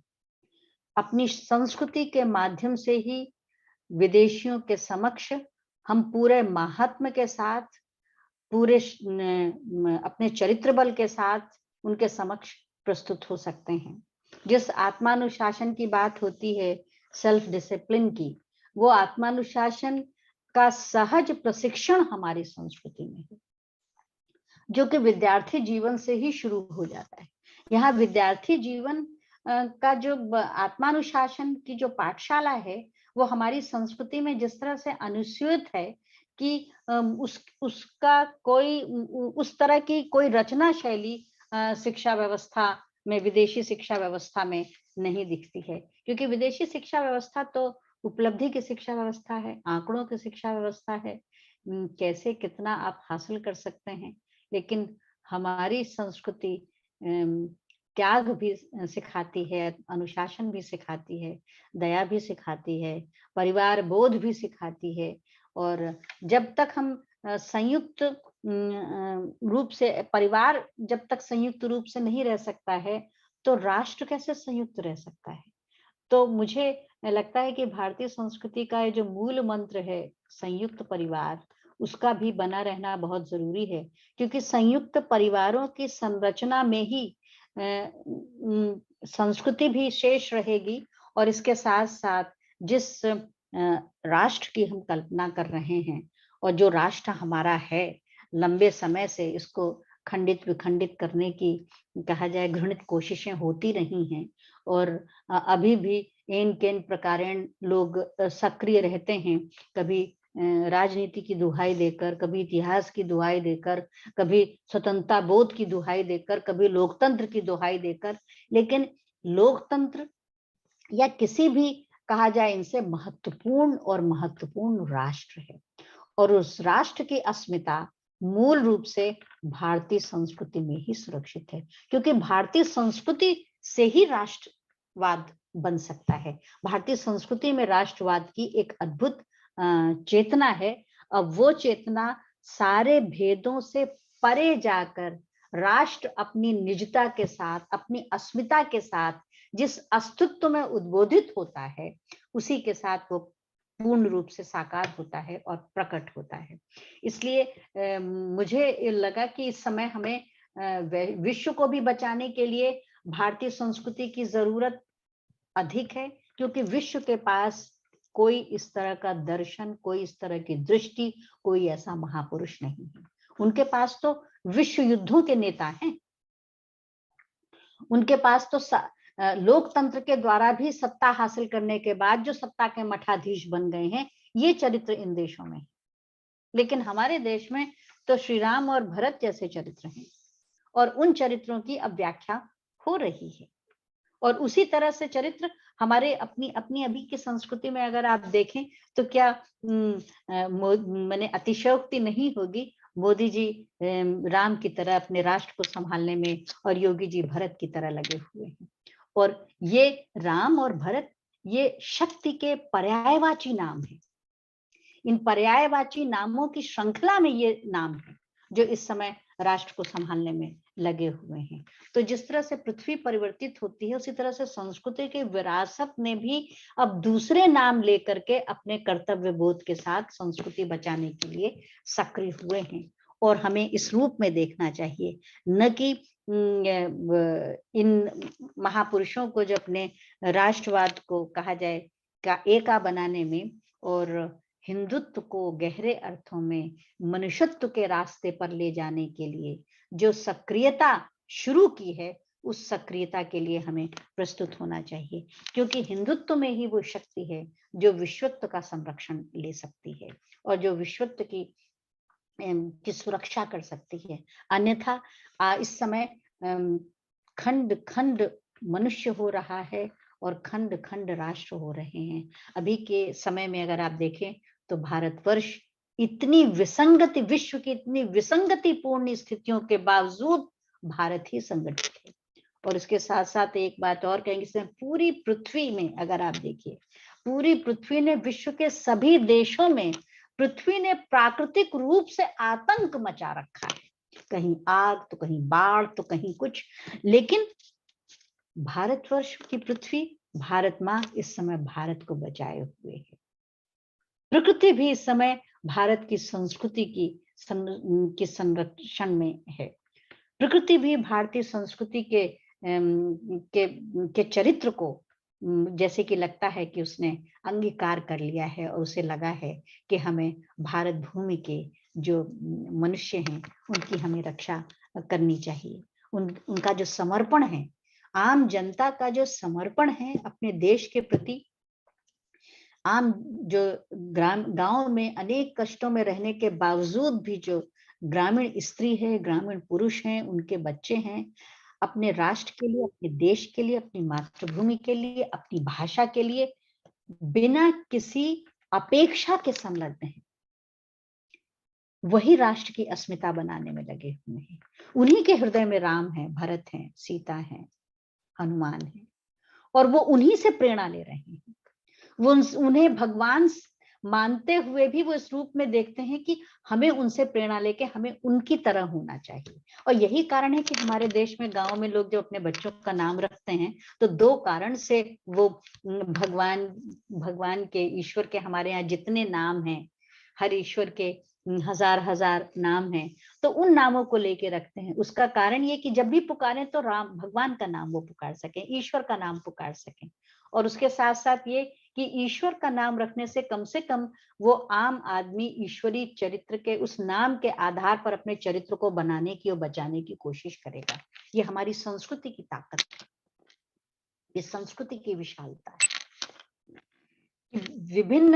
विभिन्न पंडालों में जो धर्म की शिक्षा दी जाती है, इसके अलावा जिस मानवीय धर्म की शिक्षा लोग ग्रहण करते हैं वो अपनी संस्कृति से ग्रहण करते हैं, अपने परिवार से ग्रहण करते हैं, अपने घर में होने वाली पूजा से वो अर्जित करते हैं। और जो घर में होने वाली पूजा है, भारत के हर घर में होने वाली पूजा, वो चाहे जिस भी प्रदेश का घर हो, वो भारतीय संस्कृति की वो आराधक हैं और उसी से उसी से राष्ट्र की एक ऐसे पहचान बनेगी जो कि पूरे विश्व के समक्ष भारतीय संस्कृति की पहचान के साथ और मानवीय संस्कृति के पहचान के साथ प्रकट होगी। इसीलिए मैं अक्सर कहती हूँ कि भारतीय संस्कृति में ही वैश्विकता है, और कुछ दिन बाद ऐसा होगा कि भारतीय संस्कृति से भारत शब्द की जगह वैश्विक संस्कृति की जो अस्मिता होगी उसमें सारे भारतीय संस्कृति के ही गुणसूत्र होंगे, क्योंकि उसमें ही मनुष्यता को बचाने की वो अपरंपार शक्ति है जो किसी भी देश की संस्कृति में नहीं है। हमारे भारतवर्ष में हर दिन कोई ना कोई महान, कोई ना कोई एक नहीं, हर प्रदेश में भी अगर देखें तो कई महान चिंतक, आराधक, विराजक, राष्ट्रभक्त लोग हुए हैं। उनकी विरासत है और उनके अनुयायी हैं। गांधी जी नहीं है पर गांधी जी के अनुयायी हैं। विवेकानंद नहीं है पर विवेकानंद जी के आश्रम हैं। श्री अरविंद नहीं है पर अरविंद के आश्रम हैं। रामकृष्ण नहीं है पर उनके आश्रम हैं और उनके अनुयायी हैं। तो ये पूरी की पूरी परंपरा हमारे यहाँ संतों और विचारकों की है, भारतीय संस्कृति की। ये संतों और विचारकों और भारतीय संस्कृति की ये पूरी परंपरा को अगर देखें तो ये इतनी विशाल शक्ति भारतवर्ष के पास है। माने वर्तमान में जो हमारी आबादी है भारतवर्ष की, वो आबादी तो वर्तमान में शक्ति है ही है, लेकिन हमारी भारतीय संस्कृति को बनाने वाले, निर्मित करने वाले जो ये ऐतिहासिक महापुरुष हैं, इनकी एक बड़ी विरासत, इनकी एक बड़ी आबादी भी हमारे साथ है। माने इन संतों और ये संत और विचारक हमारे लिए अतीत नहीं है, आज भी यह हमारे लिए वर्तमान है। और इनके वर्तमान होने के कारण ही गौतम बुद्ध, श्री राम, श्री कृष्ण और ये सारे धर्म ग्रंथ जो हैं, भारतवर्ष के धर्म ग्रंथ वस्तुतः हमारे आचरण ग्रंथ हैं भारतीय नागरिक के। तो जब धर्म ग्रंथ आपका आचरण ग्रंथ हो जाएगा तो आप सोचिए कि वो संस्कृति कितनी तरह से आत्मानुशासित होगी और विश्व के कल्याण के लिए कार्य करने वाली शक्ति के रूप में प्रस्तुत होगी। इसलिए भारतीय संस्कृति की जो वैश्विकता है उसमें संपूर्ण कहा जाए मानव जाति, मानवीय संस्कृति सब समाहित है। उनके सिर्फ पन्ने पलटने की, देखने की जरूरत है। यही कारण है कि जब रामधारी सिंह दिनकर जी ने संस्कृति के 4 अध्याय लिखा 1953 में, तो उसे साहित्य अकादमी का पुरस्कार दिया गया। और वो इतना बड़ा शोध कार्य है जो भारतीय संस्कृति की विविधता में जो एकता है उसको उन्होंने 800 से अधिक शब्दों में व्यंजित किया है। और यही कारण है कि अटल जी की जो कविताएं हैं वो कविताएं बहुत सामान्य सहज भाषा की कविताएं लगती हैं, लेकिन जब उन कविताओं को कहते हैं तो उसमें कहीं ना कहीं भारतीय संस्कृति के गुणसूत्र बोलते हैं। मैंने एक मिनट में मैं यहाँ पर जैसा बताया गया हिंदी यूनिवर्स फाउंडेशन की अध्यक्ष हूँ, और ये हिंदी यूनिवर्स फाउंडेशन अखिलेश जी, अटल बिहारी वाजपेयी जी के निर्देशन में और उनके देख रेख में बना था।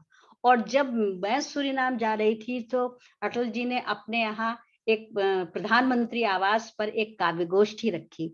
उसमें 4 कवियों को बुलाया और 5वें वे स्वयं थे। तो मैंने काव्य पाठ किया और उसके बाद उन्होंने कहा इस बार मैं सूरीनाम एक कवि को भेज रहा हूँ, और वो एक कवि को भेज रहा हूँ इस अंदाज में कहा था, देखता हूं क्या होता है, और ये हिंदी के लिए और भारतीय संस्कृति के लिए क्या करती हैं ये तो समय ही बताएगा। तो उनके ये शब्द, ये झंकार भरे शब्द और उत्साहित करने वाले शब्द, उनकी वाणी में जो उल्लास था वो मुझे हमेशा शक्ति के रूप में मेरे साथ रहे। तो जब मैंने एक कविता लिखा, एक किताब तैयार की, उसमें कैरेबियाई देशों में कैसे हिंदी की शिक्षा होती है और भारतीय संस्कृति की, तो उसमें मैंने अटल जी की कविता रखी और आज वो मैं उससे पढ़ के समापन करना चाहूंगी, क्योंकि इस समय ऐसा है, हम जंग न होने देंगे, विश्व शांति के हम साधक हैं, जंग न होने देंगे। कभी न खेतों में फिर खूनी खाद फलेगी, खलिहानों में नहीं मौत की फसल खिलेगी। कभी न खेतों में फिर खूनी खाद फलेगी, खलिहानों में नहीं मौत की फसल खिलेगी। आसमान में फिर कभी न अंगारे उगलेगा, एटम से नागासाकी फिर नहीं जलेगी, युद्ध विहीन विश्व का सपना भंग न होने देंगे, युद्ध विहीन विश्व का सपना भंग न होने देंगे, जंग न होने देंगे। हथियारों के ढेरों पर जिनका है डेरा, मुंह में शांति बगल में बम धोखे का फेरा, कफन बेचने वालों से कह दो चिल्लाकर, दुनिया जान गई है उनका असली चेहरा, कामयाब हो उनकी चालें ढंग न होने देंगे, जंग न होने देंगे, जंग न होने देंगे। हमें चाहिए शांति, जिंदगी हमको प्यारी, हमें चाहिए शांति, सृजन की है तैयारी, हमने छेड़ी जंग भूख से बीमारी से, आगे आकर हाथ बटाए दुनिया सारी, हरी भरी धरती को खूनी रंग न लेने देंगे, जंग न होने देंगे, जंग न होने देंगे। तो इसमें देखिए भारतीय संस्कृति के सारे अंतर सूत्र हैं जो कि विश्व के लिए आवश्यक हैं। इन्हीं शब्दों के साथ मैं इन सारे मनीषियों, चिंतकों और जिन्होंने हमारे देश को एक आज ऐसा कहा जाए शांतिमय और संपन्न, समृद्ध, उल्लासमय राष्ट्र के रूप में विकसित किया है, उन सभी महान विभूतियों को मैं नमन करती हूँ। और अखिलेश जी, मैं आपके आभारी हूँ, और विवेक मणि त्रिपाठी जी की, जिन्होंने ये अवसर प्रदान किया कि मैं अपने अनुभव और अपने अध्ययन, क्योंकि अध्ययन का भी एक अनुभव होता है और एक अनुभव विचरण का होता है, उन दोनों से अपनी भारतीय संस्कृति के लिए जो समर्पण भाव मेरे मन में है उसको मैं शब्दों के द्वारा आप सबके बीच साझा कर सकी। ये मेरा सौभाग्य का दिन है। मैं बहुत हर्षित हूँ, बहुत आभारी हूँ। जय भारत, जय हिंद, जय हिंदी। बहुत बहुत आभार मैम। आपने जितना सूत्रवत, मंत्रवत भारत की संस्कृति की मीमांसा की, उसकी वैश्विकता की, उसके दार्शनिक पक्षों की, और उसके दार्शनिक पक्षों के साथ साथ जिन व्यवहारिक पक्षों के और उसका का जो दार्शनिक पक्ष का जो पैराडाइम शिफ्ट हुआ है, संरचनात्मक परिवर्तन हुआ है, उन बिंदुओं पर आपने जो स्थूल से लेके सूक्ष्म व्याख्या प्रस्तुत की, वो अद्भुत है, अविस्मरणीय है। बहुत चीजें हम लोगों को चौंकाती भी हैं। वो चेतना, हमारी चेतना का स्तर उतना घनीभूत होकर उस स्थान तक नहीं पहुंच पा रहा था जहां तक आपने उसका दर्शन हम सबको कराया। और ये कैसे न होता। आप भारत की ऋषिका परंपरा की वाहिका हैं, आप भारत की तपस्वी परंपरा की वाहिका हैं। आपको क्या कहूं, भारतीय साहित्य के अद्भुत प्रोफेसर विद्यानिवास मिश्र का सानिध्य और संरक्षण प्राप्त हुआ है।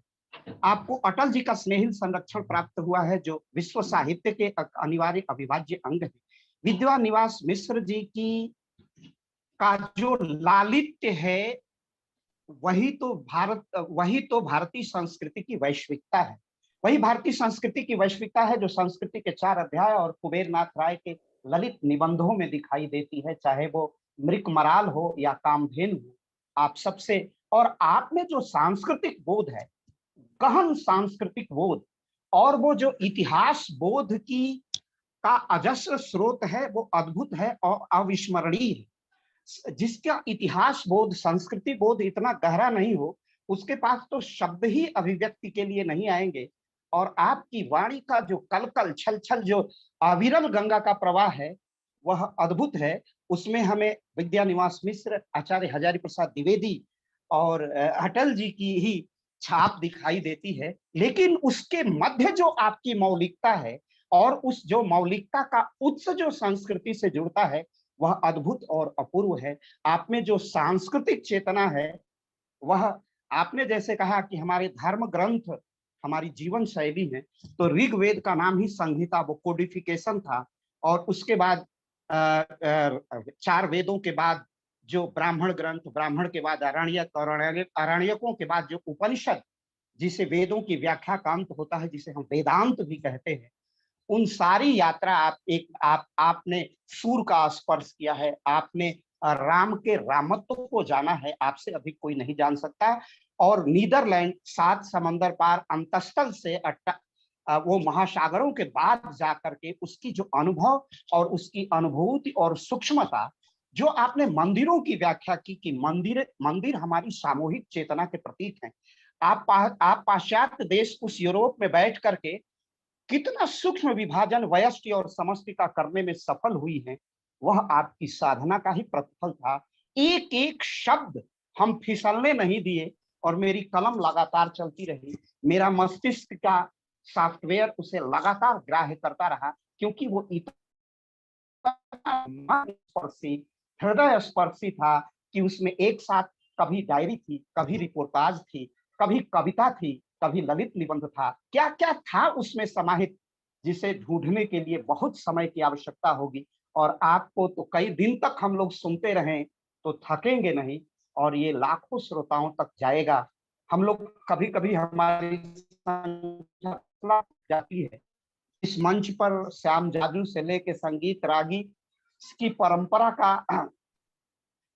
के लोग आए हैं, जो राष्ट्रवादी परंपरा के लोग हैं, लेकिन आज एक सांस्कृतिक पुरुष का की भव्यता, उसकी सूक्ष्मता, उसकी सरलता, उसकी रागात्मकता का जो दर्शन हुआ और उसकी जो सूक्ष्म अनुभूति हुई, तो जैसे सूर के शब्दों में हम वर्णन नहीं कर सकते, उसी तरह ये आ जाता है जिसकी अभिव्यक्ति संभव नहीं है। मैं क्या क्या कहूं और कितना स्वयं अभिभूत हूं, और साथ साथ आत्मविस्मृति का जो क्षण है, वो शब्द साथ नहीं देते हैं। शब्द आ ही नहीं रहे हैं जिससे मैं संधान कर सकूं। अद्भुत, अविस्मरणीय। और ये जितनी पुस्तकें मैंने देखी हैं, सुनी हैं, और मैं चाहूंगा कि उन सारे पुस्तकों की लिस्ट है। अब तो इससे इतना पहले ही उसकी इतनी जिज्ञासा, इतनी तितिक्षा उसकी हो गई है पढ़ने की।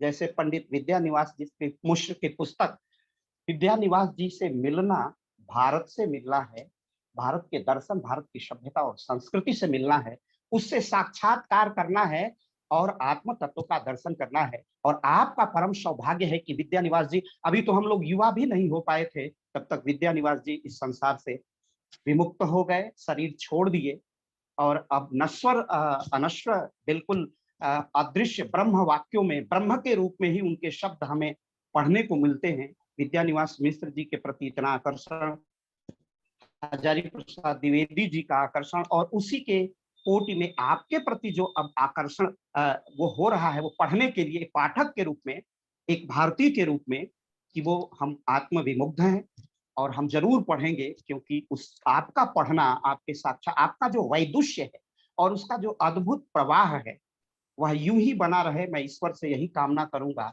और हिंदी की यह अनन्य सेविका, अनन्य साधिका, ऋषिका परंपरा की यह वाहिका आपको यशस्वी बनाए, आपको दीर्घायु बनाए, और आपके शब्द सामर्थ्य को अनुभव की उस पराकाष्ठा तक ले जाएं जहां तक हमारे उपनिषद जाते हैं। और वह हम सुन रहे थे तो वहां कहीं उपनिषद ही था, वो तैतेरी था, छांदोग्य था, वो अनन्य अन्य अन्य रूप में था, जिसे लोक भाषा में लोक मंगल की कामना के साथ आपने जो अभिव्यक्ति दी है, वो अद्भुत है, अपूर्व है। इसका हम लोग शब्द शब्द संरक्षण रखेंगे। यूट्यूब पर जितने सोशल मीडिया के माध्यम है, उस पर प्रचार प्रसार का हम सम्यक प्रयास करेंगे। और उसी से ये मेरा कर्तव्य भी है, मेरा धर्म भी है कि आपका वैदिश्य लोगों तक पहुंचे, चेतना को स्पंदित कर सके। आपकी जो शब्दों की मारक क्षमता और उसकी जो संप्रेषणीयता है, वो अद्भुत है, अपूर्व है, और लाखों लोगों को के चेतना को झंकृत करेगी। इसी प्रत्याशा के साथ मैं डॉक्टर ऋषिकेश सिंह को औपचारिक धन्यवाद ज्ञापन के लिए आमंत्रित करता हूँ। डॉक्टर ऋषि। बहुत बहुत आभार। बहुत बहुत धन्यवाद सर। आपके कहने के बाद सर लगभग कोई बात रह नहीं जाती है, और इतने सुंदर ढंग से आप पूरे के पूरे व्याख्यान की एक समीक्षा रख देते हैं कि धन्यवाद के लिए हमारे पास केवल एक औपचारिक जो है बात रह जाती है। लेकिन फिर भी आज मैम के इस वक्तव्य को सुन करके बिल्कुल सर आपने सही कहा कि लगातार इतने समय से लग रहा था कि हम संस्कृति के बारे में कितना कुछ कम जानते हैं। संस्कृति के जितने झरोखों को आज आपने हमें दिखाया है, हमारे मानस पटल को जिस तरीके से उसने झंकृत किया है। मैं एक लाइन में अगर विद्यानिवास जी के एक निबंध को अगर कहूं तो ये एक चितवन की छां है, और ये छां हमेशा जितने भी इस संस्कृति के मानस पुत्र हैं उन सभी को आने वाले कई समयों तक जो है वो शीतलता देती रहेगी। मैम, आज आपका जो वक्तव्य रहा है वो उसके कई सारे प्रमुख कीवर्ड्स रहे हैं। अगर उसके केंद्र में मैं देखूं तो उसके केंद्र में भाषा रही है, जिसके बारे में आपने कहा कि संस्कृति की जो उद्भाषिका है वो भाषा है। अद्भुत स्टेटमेंट है। कई सारी बड़ी महत्वपूर्ण स्थापनाएं, जैसे हम शुक्ल जी के निबंध पढ़ा करते हैं, जैसे हम हजारी जी के निबंध पढ़ा करते हैं, विद्यानिवास जी के निबंध पढ़ा करते हैं, जिसमें हर एक पैराग्राफ के बाद एक कोई न कोई महत्वपूर्ण स्थापना होती है। वैसे ही आपके वक्तव्य में एक परिचय के साथ साथ वो लाइन वाइज लाइन जो है वो स्थापनाएं आती जा रही थी, जिसमें तमाम कीवर्ड्स हैं, जिसमें भाषा रही है, साहित्य के विविध पक्ष रहे हैं, शिक्षा को लेकर के क्या अद्भुत आपने दो बड़ी महत्वपूर्ण बातें जिसको मैंने नोट किया है, मुझे लगता है कि आने वाले समय में ये मुझे भी कई जगहों पर बताने के लिए बड़ी काम करेगी। कि आपने कहा कि शिक्षकों का व्यक्तित्व जब साधना से तप कर बनता है तभी फलदायी होता है। आपने विद्यार्थियों के लिए ये कहा कि संस्कृति का अमृतत्व जब विद्यार्थियों को सिंचित करेगा तब वह शिक्षा का कल्प रूप निर्मित होगा। आपने इसके साथ साथ मंदिर की भूमिका, भारतीय संस्कृति में मंदिर की अक्षुण भूमिका है और उसको लेकर के इस लोकपहल मंच ने कई सारे कार्यक्रम कराए हैं। अखिलेश सर के जो है संचालन में और अखिलेश सर की पूरी व्यवस्था में अभी इससे पिछला ही कार्यक्रम मंदिर की भूमिका को लेकर के हुआ था। भारतीय संस्कृति को बिना मंदिरों के बताया ही नहीं जा सकता। और आपके पूरे के पूरे व्याख्यान में प्रवास के दौरान भी मंदिरों की क्या भूमिका है और वो किस तरीके से परंपरा से संस्कृति को जोड़ते हैं, कितने अद्भुत तरीके से आपने बताया है। उसके साथ साथ आपने इस संस्कृति के जो प्रतीक पुरुष रहे हैं, चाहे उसमें राम है, चाहे वो कृष्ण है, उसके साथ साथ उनके यश को गाने वाले, चाहे वो तुलसी हो, चाहे भले से निर्गुण रूप को कबीर ने गाया हो, आपने उसको बड़े ही सुंदर और सारस्वत ढंग से आपने मैम बताया। इसके साथ साथ साथ आपने गंगा की जो वैश्विकता है, क्या अद्भुत तरीके से आपने बताया। हमारे अनुभव में ये चीज बड़ी नई है और इसको हम कई जगहों पर संदर्भ के रूप में हम आने वाले समय में इस्तेमाल करेंगे। उसके साथ साथ आपने इस संस्कृति में जो समरसता का भाव है, अहिंसा का भाव है, सेवा परायणता का भाव है, शांति का भाव है, इन सारी चीजों को मुझे ऐसा लग रहा था कि जैसे मैं प्रसाद की कामायनी को पढ़ रहा हूँ और प्रसाद जी कह रहे हूँ कि औरों को हंसते देखो मनु और हंसो सुख पाओ, अपने सुख को विस्तृत कर लो, सबको सुखी बनाओ। क्या अद्भुत व्याख्यान था मैम आपका। और आपने केवल भारतीय संस्कृति के तमाम महत्वपूर्ण पक्षों को ही केवल उसकी केवल सूक्ष्म गवेषणा आपने नहीं की है इसमें, साथ साथ में आपने उसके पैरेलल ये भी बताया है कि जो वैश्विक संस्कृति है उसमें कौन कौन सी चीजें जो कि आज भारतीय संस्कृति से लोग ले रहे हैं और वो कारण क्या है, क्योंकि लोग भोगवाद की जगह पर त्याग को महत्व देना शुरू कर रहे हैं, लोग मांसाहार की जगह पर शाकाहार को महत्व देना शुरू कर रहे हैं, न्यूक्लियर फैमिली की जगह पर कंबाइंड फैमिली की एक अवधारणा धीरे धीरे बढ़ रही है, अंग्रेजियत के बनाम मानसिकता के बनाम भारतीयता की जो है अवधारणा बढ़ रही। तो किस तरीके से भारतीय संस्कृति का प्रसार और किस तरीके से भारतीय संस्कृति अपने उस सांस्कृतिक बल के आधार पर विश्व के संरक्षण में, विश्व के मानवीय कल्याण के लिए, विश्व की संस्कृति के संरक्षण में अपनी महत्वपूर्ण भूमिका निभा रही है। इसको बड़े ही विस्तार से, जैसा सर ने कहा कि शब्द नहीं रह जाते कई बार की बताने के लिए। और आपकी इस नवोन्मेष शालिनी प्रतिभा जो कि संस्कृति को लेकर के उसने कितने अक्षुण और कितनी ही महत्वपूर्ण संदर्भित बातें जो है रखी हैं, आने वाले समय में हम जैसे विद्यार्थियों को और यहाँ के लोगों को भी संस्कृति की शिक्षा देती रहेंगी। और इस प्रांजल वक्तव्य के लिए मैं आपका हृदय तल से अपने मंच की ओर से मैं आभार व्यक्त करता हूँ। सदैव की तरह बड़ा ही सुंदर और मनहर संचालन करने के लिए अखिलेश त्रिपाठी सर का मैं हृदय से आभार व्यक्त करता हूँ। साथ साथ में इस इतना सुंदर मंच देने के लिए हमारे वरिष्ठ मार्गदर्शक मंडल के सदस्य, जिसमें कि बाबूलाल आर्य सर हैं, जिसमें कि गिरीश चंद्र त्रिपाठी सर हैं, जिसमें कि विजय कुमार सिंह सर हैं, डॉक्टर संतोष कुमार सिंह सर हैं, आलोक चौहान सर हैं, इन सभी का मैं हृदय तल से धन्यवाद करता हूं। और हमेशा हर एक रविवार को इस कार्यक्रम को सुंदर बनाने के लिए जो अपना महत्वनीय योगदान देते हैं, उसमें हर्षमणि सर, भावेश द्विवेदी सर, और साथ साथ में जितने भी हमारे श्रोता हैं, बिना उनके ये कार्यक्रम, बिना उनके सहयोग के, समर्थन के और लगातार उनके स्नेह के ये कार्यक्रम हम कर न पाते। हम उनका भी हृदय तल से आभार व्यक्त करते हैं। साथ साथ में इस सुंदर ऑनलाइन कार्यक्रम के संचालन समायोजन के लिए हम मेरठ इंस्टीट्यूट ऑफ टेक्नोलॉजी के सभी सदस्यों को और साथ साथ में आयुष सर का भी हम विशेष धन्यवाद और आभार व्यक्त करते हैं। एक बार फिर से आप सभी का धन्यवाद और आभार। बहुत बहुत धन्यवाद ऋषि, बहुत बहुत धन्यवाद। आपने मैम का बहुत ही विश्लेषण किया, वो संभव ही नहीं है, समय की सीमा में नहीं समा सकता। जी सर। हम लोग क्या कहें, अद्भुत था। उसमें राम की मर्यादा, कृष्ण का विवेक, शंकर का मानस, सब कुछ समन्वित होकर एक साथ प्रवाहित हो रहा था। जैसे हिमालय की चोटी से गंगा कलकल छलछल आती गंगा सागर की विशालता में समाहित हो रही थी, तो कभी सूक्ष्मता कभी स्थूलता का समानांतर दर्शन करते हुए यह प्रवाह चला है। और यह अविरल प्रभाव है। गंगा की महिमा, पवित्रता, उसकी तेजस, उसकी पावनता, उसकी देशजता, उसकी लोक मंगल की आकांक्षा, एक साथ सब कुछ ध्वनित हो रहा था। वयष्टि और समस्त एक साथ प्रवाहित हो रहे थे। कितना वयष्टि ने दिया है, कितना छीना है, और कितना भारतीय और पाश्चात्य के बीच का अंतर है। और जो भविष्यवाणी, जो संभाव्यता कि भारत गुरु किस तरह बनेगा, क्योंकि संस्कृति में वैश्विकता का गुण है, संस्कृति में उसके गुणसूत्र हैं, उसका जो दार्शनिक भाव है, जो कभी अर्धवृत्त नहीं रहा है, पूर्णवृत्त है, पूर्णवृत्त है। पहले विश्व है, बाद में राज्य है या देश है, और उसका वसुधैव कुटुंबकम की जो संरचना का की अर्थवत्ता है, उसका एक एक शब्द शब्द तार्किक विश्लेषण आपने प्रस्तुत किया है। उससे हम लोग अभिभूत हैं। और आपके प्रति कि इतना बड़ा व्यक्तित्व इतनी सरलता, सहजता, आत्मीयता से हमसे जुड़ता है, और हम लोग बहुत छोटे साधारण लोगों से भारतवंशी, यह भारत माता की अद्भुत अद्भुत संतान हम सबसे पूरे भारत से साक्षात्कार करने के लिए आज आपने जो हम सबको समय दिया है, उसके लिए हम बहुत कृतज्ञ हैं और आपको अपना विनम्र प्रणाम निवेदित करते हैं। यही कह सकते हैं कि आप में एक भूख से उपजी हुई करुणा का दार्शनिक दिखाई देता है मुझे, जिसमें प्रत्येक प्रकार की भौतिक बौद्धिक भूख है, और उसमें जो करुणा है उसी से ये हजारी प्रसाद द्विवेदी के शब्द हैं, उन्होंने ही कहा है। तो मैंने आज भूख की करुणा देखी है, और उसका प्रसाद भी देखा है, उसका ममत्व भी देखा है, उसका महत्व भी देता है। मेरा सादर चरण स्पर्श और इस आशा और अनुनय विनय के साथ कि हम जब भी आपको याद करेंगे, आपका आशीर्वचन हम सबको प्राप्त होता रहेगा।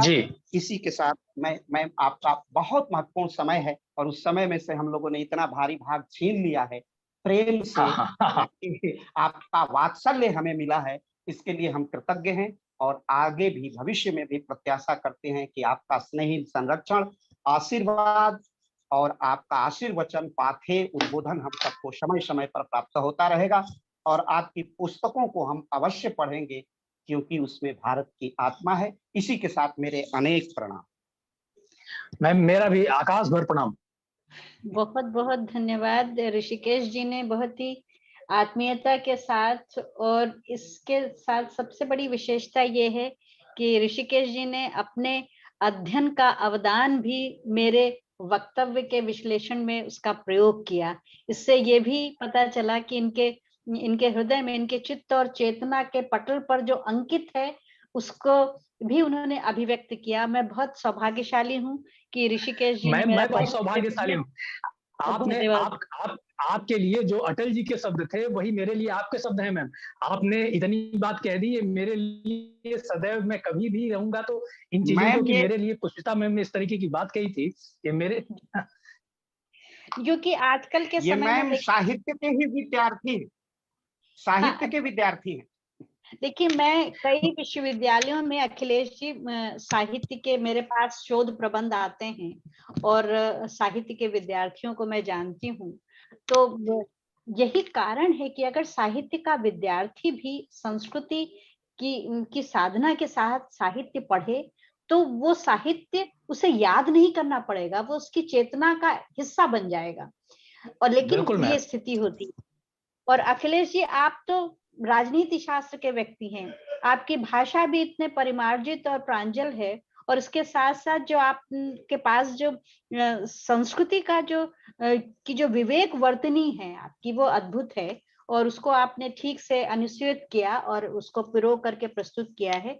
तो मेरा आज का दिन कि मुझे बहुत ही आज पता है विश्व इस समय ऐसी दिशा की ओर जा रहा है और भारतवर्ष में भी ऐसी कुछ निष्क्रिय कर देने वाली शक्तियां शामिल हैं कि हम लोगों को बहुत ही संगठित होकर के अधिकाधिक प्रचार करना है, अधिकाधिक प्रचारित जी करना मैम। है, जिससे कि इन शक्तियों का प्रभाव न बढ़ सके। और जिसे कहा जाए ना कि इतना ऑफिस सरकारी कामों में कहा था कि इतना पेपर वर्क होना चाहिए कि उसका अवसर न रहे। तो उसलिए हम लोग को प्रयत्नशील होना चाहिए। और मैं बहुत ही आनंदित हूँ कि अखिलेश जी और ऋषिकेश जी और आप जैसे लोग और आपकी पूरी जो टीम है, आपका जो पूरा समुदाय है, वो इतना सक्षम है कि जो लोक पहल है वो निश्चित रूप से एक परिवर्तन की और एक स्थायी भारतीय संस्कृति की मशाल ध्वजा भारतवर्ष में और विश्व में स्थापित कर सकेगी और हम भी आप लोगों के साथ रहेंगे। जी बिल्कुल मैम, अगर अगर बिल्कुल आप मैम, जैसे मनुष्यों का आपका आशीर्वाद अगर मिलता रहेगा तो हमारा मंच संस्कृति, सनातन संस्कृति और हिंदुत्व की रक्षा के लिए सदैव तत्पर रहेगा और हम इसी भाव से हम लगे रहेंगे। जी सर। जो और हम यहाँ भी आप माफी लोगों चाहिए मैम सर। को आपका मैम आपका आशीर्वाद प्रतिफलित होगा, इसमें प्रत्याशा, इसमें संशय नहीं है। हम पूज्य योगी आदित्यनाथ जी के लोग हैं। वो मशाल जी जो गोरक्ष की परंपरा है, जी गोरक्ष उसमें स्वयं रक्षा का शब्द है। हम रक्षा उसका संवर्धन करते रहेंगे और आपका आशीर्वाद निश्चित रूप से फलीभूत होगा। इसी मंगल कामना के साथ मेरा बहुत बहुत पूरे लोकपहल परिवार की तरफ से आपको विनम्र प्रणाम और बहुत बहुत साधुवाद और मेरी हार्दिक कृतज्ञता। बहुत जी मैम, मेरा भी सादर सादर चरण स्पर्श मैम। और आज जी का तो वास्तव में पूरा दिन बन गया, बहुत सारी चीजें सुनने को मिली, जानने को मिली और बहुत जी बहुत आभार मैम आपका। जी। आप सब लोगों को मेरे काम में सहायक होने के लिए नीदरलैंड भी आना होगा। और तो यहाँ जो प्रचार आप करेंगे ना, तो उससे फिर बहुत माने, क्योंकि अब ये जरूरी है। अगर विश्वगुरु भारत का को होना है तो भारत से विश्वगुरु की परंपरा के लोगों को आगे आके यहाँ प्रचारित करना होगा, तभी तो लगेगा। हमें नहीं कहना भारत विश्वगुरु है, दूसरे कहीं कि भारत विश्वगुरु है। जी ये जी स्थिति मैम, पैदा, बड़ी बात, बड़ी बात। तो ये स्थिति लानी होगी। और जी अब मैम, आपका आदेश और मुझे पूरा भरोसा हो गया। इतना अद्भुत। मैंने देखिए, मैं तो बहुत से प्रोफेसर्स को भी सुनती रहती हूँ, हिंदी के बाकी अध्यापकों को भी सुनती हूँ, विद्यार्थियों को भी सुनती हूँ। तो आप सोचिए, जब हिंदी की स्थिति भी मैं दुर्दशाग्रस्त देखती हूँ, तो मुझे लगता है जब भाषा ही नहीं संभल रही है लोगों से, तो वो संस्कृति कैसे संभालेंगे। अद्भुत अद्भुत। सही बात, बिल्कुल सही बात। तो इसलिए इसलिए उस भाषा को संभालना जरूरी है, जिससे संस्कृति संभल सके। और कितनी बड़ी शक्ति है संस्कृति। उफ, जिस दिन संस्कृति के प्रचार में आनंद की अनुभूति लोग लेने लगेंगे, वही वास्तविक आनंद है। योगी जी की जो आनंद की सिद्धावस्था है, उसका मूल कारण ये क्या है बात, कि वो क्या बात। संस्कृति की अद्भुत, साधना कर रहे हैं, इसीलिए वो अद्भुत। 24 घंटे आनंद में रहते हैं और सेवारत जी रहते जी, हैं। तो ये परम सुख है। और हमारा बिल्कुल। तो हमारे माने चेतना को अगर चित्त और चेतना को अगर ये सुपाच्य संस्कृति का कहा जाए कि भोज्य मिल जाए, तो लगता है बिना खाए भी कई दिन रहा जा सकता है। और सच में कह रही बिल्कुल बिल्कुल ठीक कह रहे हैं, हूँ। बिल्कुल ठीक कह रहे तो और कुछ लोग हैं जो दिन भर खाते हैं पर उनकी भूख नहीं मिटती। आप सोचिए कि उनकी चेतना का स्तर जो है वो कितना खाली, कितना रिक्त है। वो चेतना का स्तर रिक्त होने वाले लोगों को ही भूख दिख लगती है, जो भोजन के द्वारा उसकी परिपूर्ति करना चाहते हैं। तो ये सब भी चीजें हैं। कभी मौका होगा तो और भी बहुत सी बातें हैं करने को। मैम इस प्लेटफार्म पर हैं। हाँ आपको समय समय पर हम आमंत्रित करेंगे और अन्य हम व्याख्यानों के लिए आभासी मंच पर आपको आमंत्रित करेंगे। जी क्योंकि अब हम लोग उस मोह से विमुक्त नहीं हो पा रहे हैं। जो आपकी अद्भुत साधना है, जो आपका शिल्प है, आपकी जो साहित्य की साधना है, और उसमें जो संवेदना के तत्वों से चेतना का निर्माण हुआ है, वह साधारण लोगों में नहीं होता है। काव्य तो होता है, लेकिन कविता में गद्य की इतनी गहराई, और गद्य में जब काव्य आता है तभी वो महान साधक होता है। ऐसा डॉक्टर विवेकी राय ने अपने नए गांवनामा में लिखा है तो मुझे बार बार वही शब्द याद आ रहा था। लिखा है, और हम तो अपनी कक्षाओं में लगातार इसी संस्कृति बोध को राजनीति विज्ञान में भी रूपांतरित करने का प्रयास करते हैं। और आपका वो तो अब भारत की धरोहर हो जानी चाहिए कि अगर शिक्षक को संस्कृति की साधना नहीं आती है तो वो शिक्षक नहीं हो सकता, और उसी जी से वो अमृत जी का रस पान करा सकता है। जी जी। अद्भुत अद्भुत। शीघ्र हम लोग फिर मिलेंगे। हाँ जी मैम, जी मैम, सादर जी प्रणाम। मैम, आप आपका बहुत समय लिया, आप लेफ्ट कर सकती हैं। जी जी जी ओके। जी मैम, सादर प्रणाम मैम, सादर सादर चरण चरण, स्पर्श, सादर चरण सादर स्पर्श। सादर चरण स्पर्श मैम। जी। आयुष जी, अब आप कार्यक्रम को समाप्त कर सकते हैं।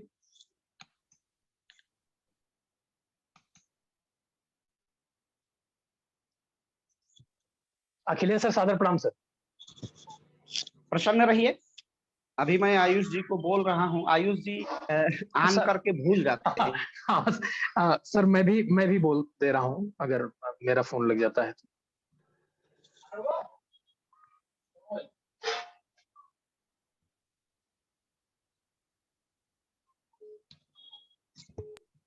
जी सर। हाँ, आप समाप्त कर दीजिए, जी सर, जी सर करता हूँ सर। बंद कर दीजिए।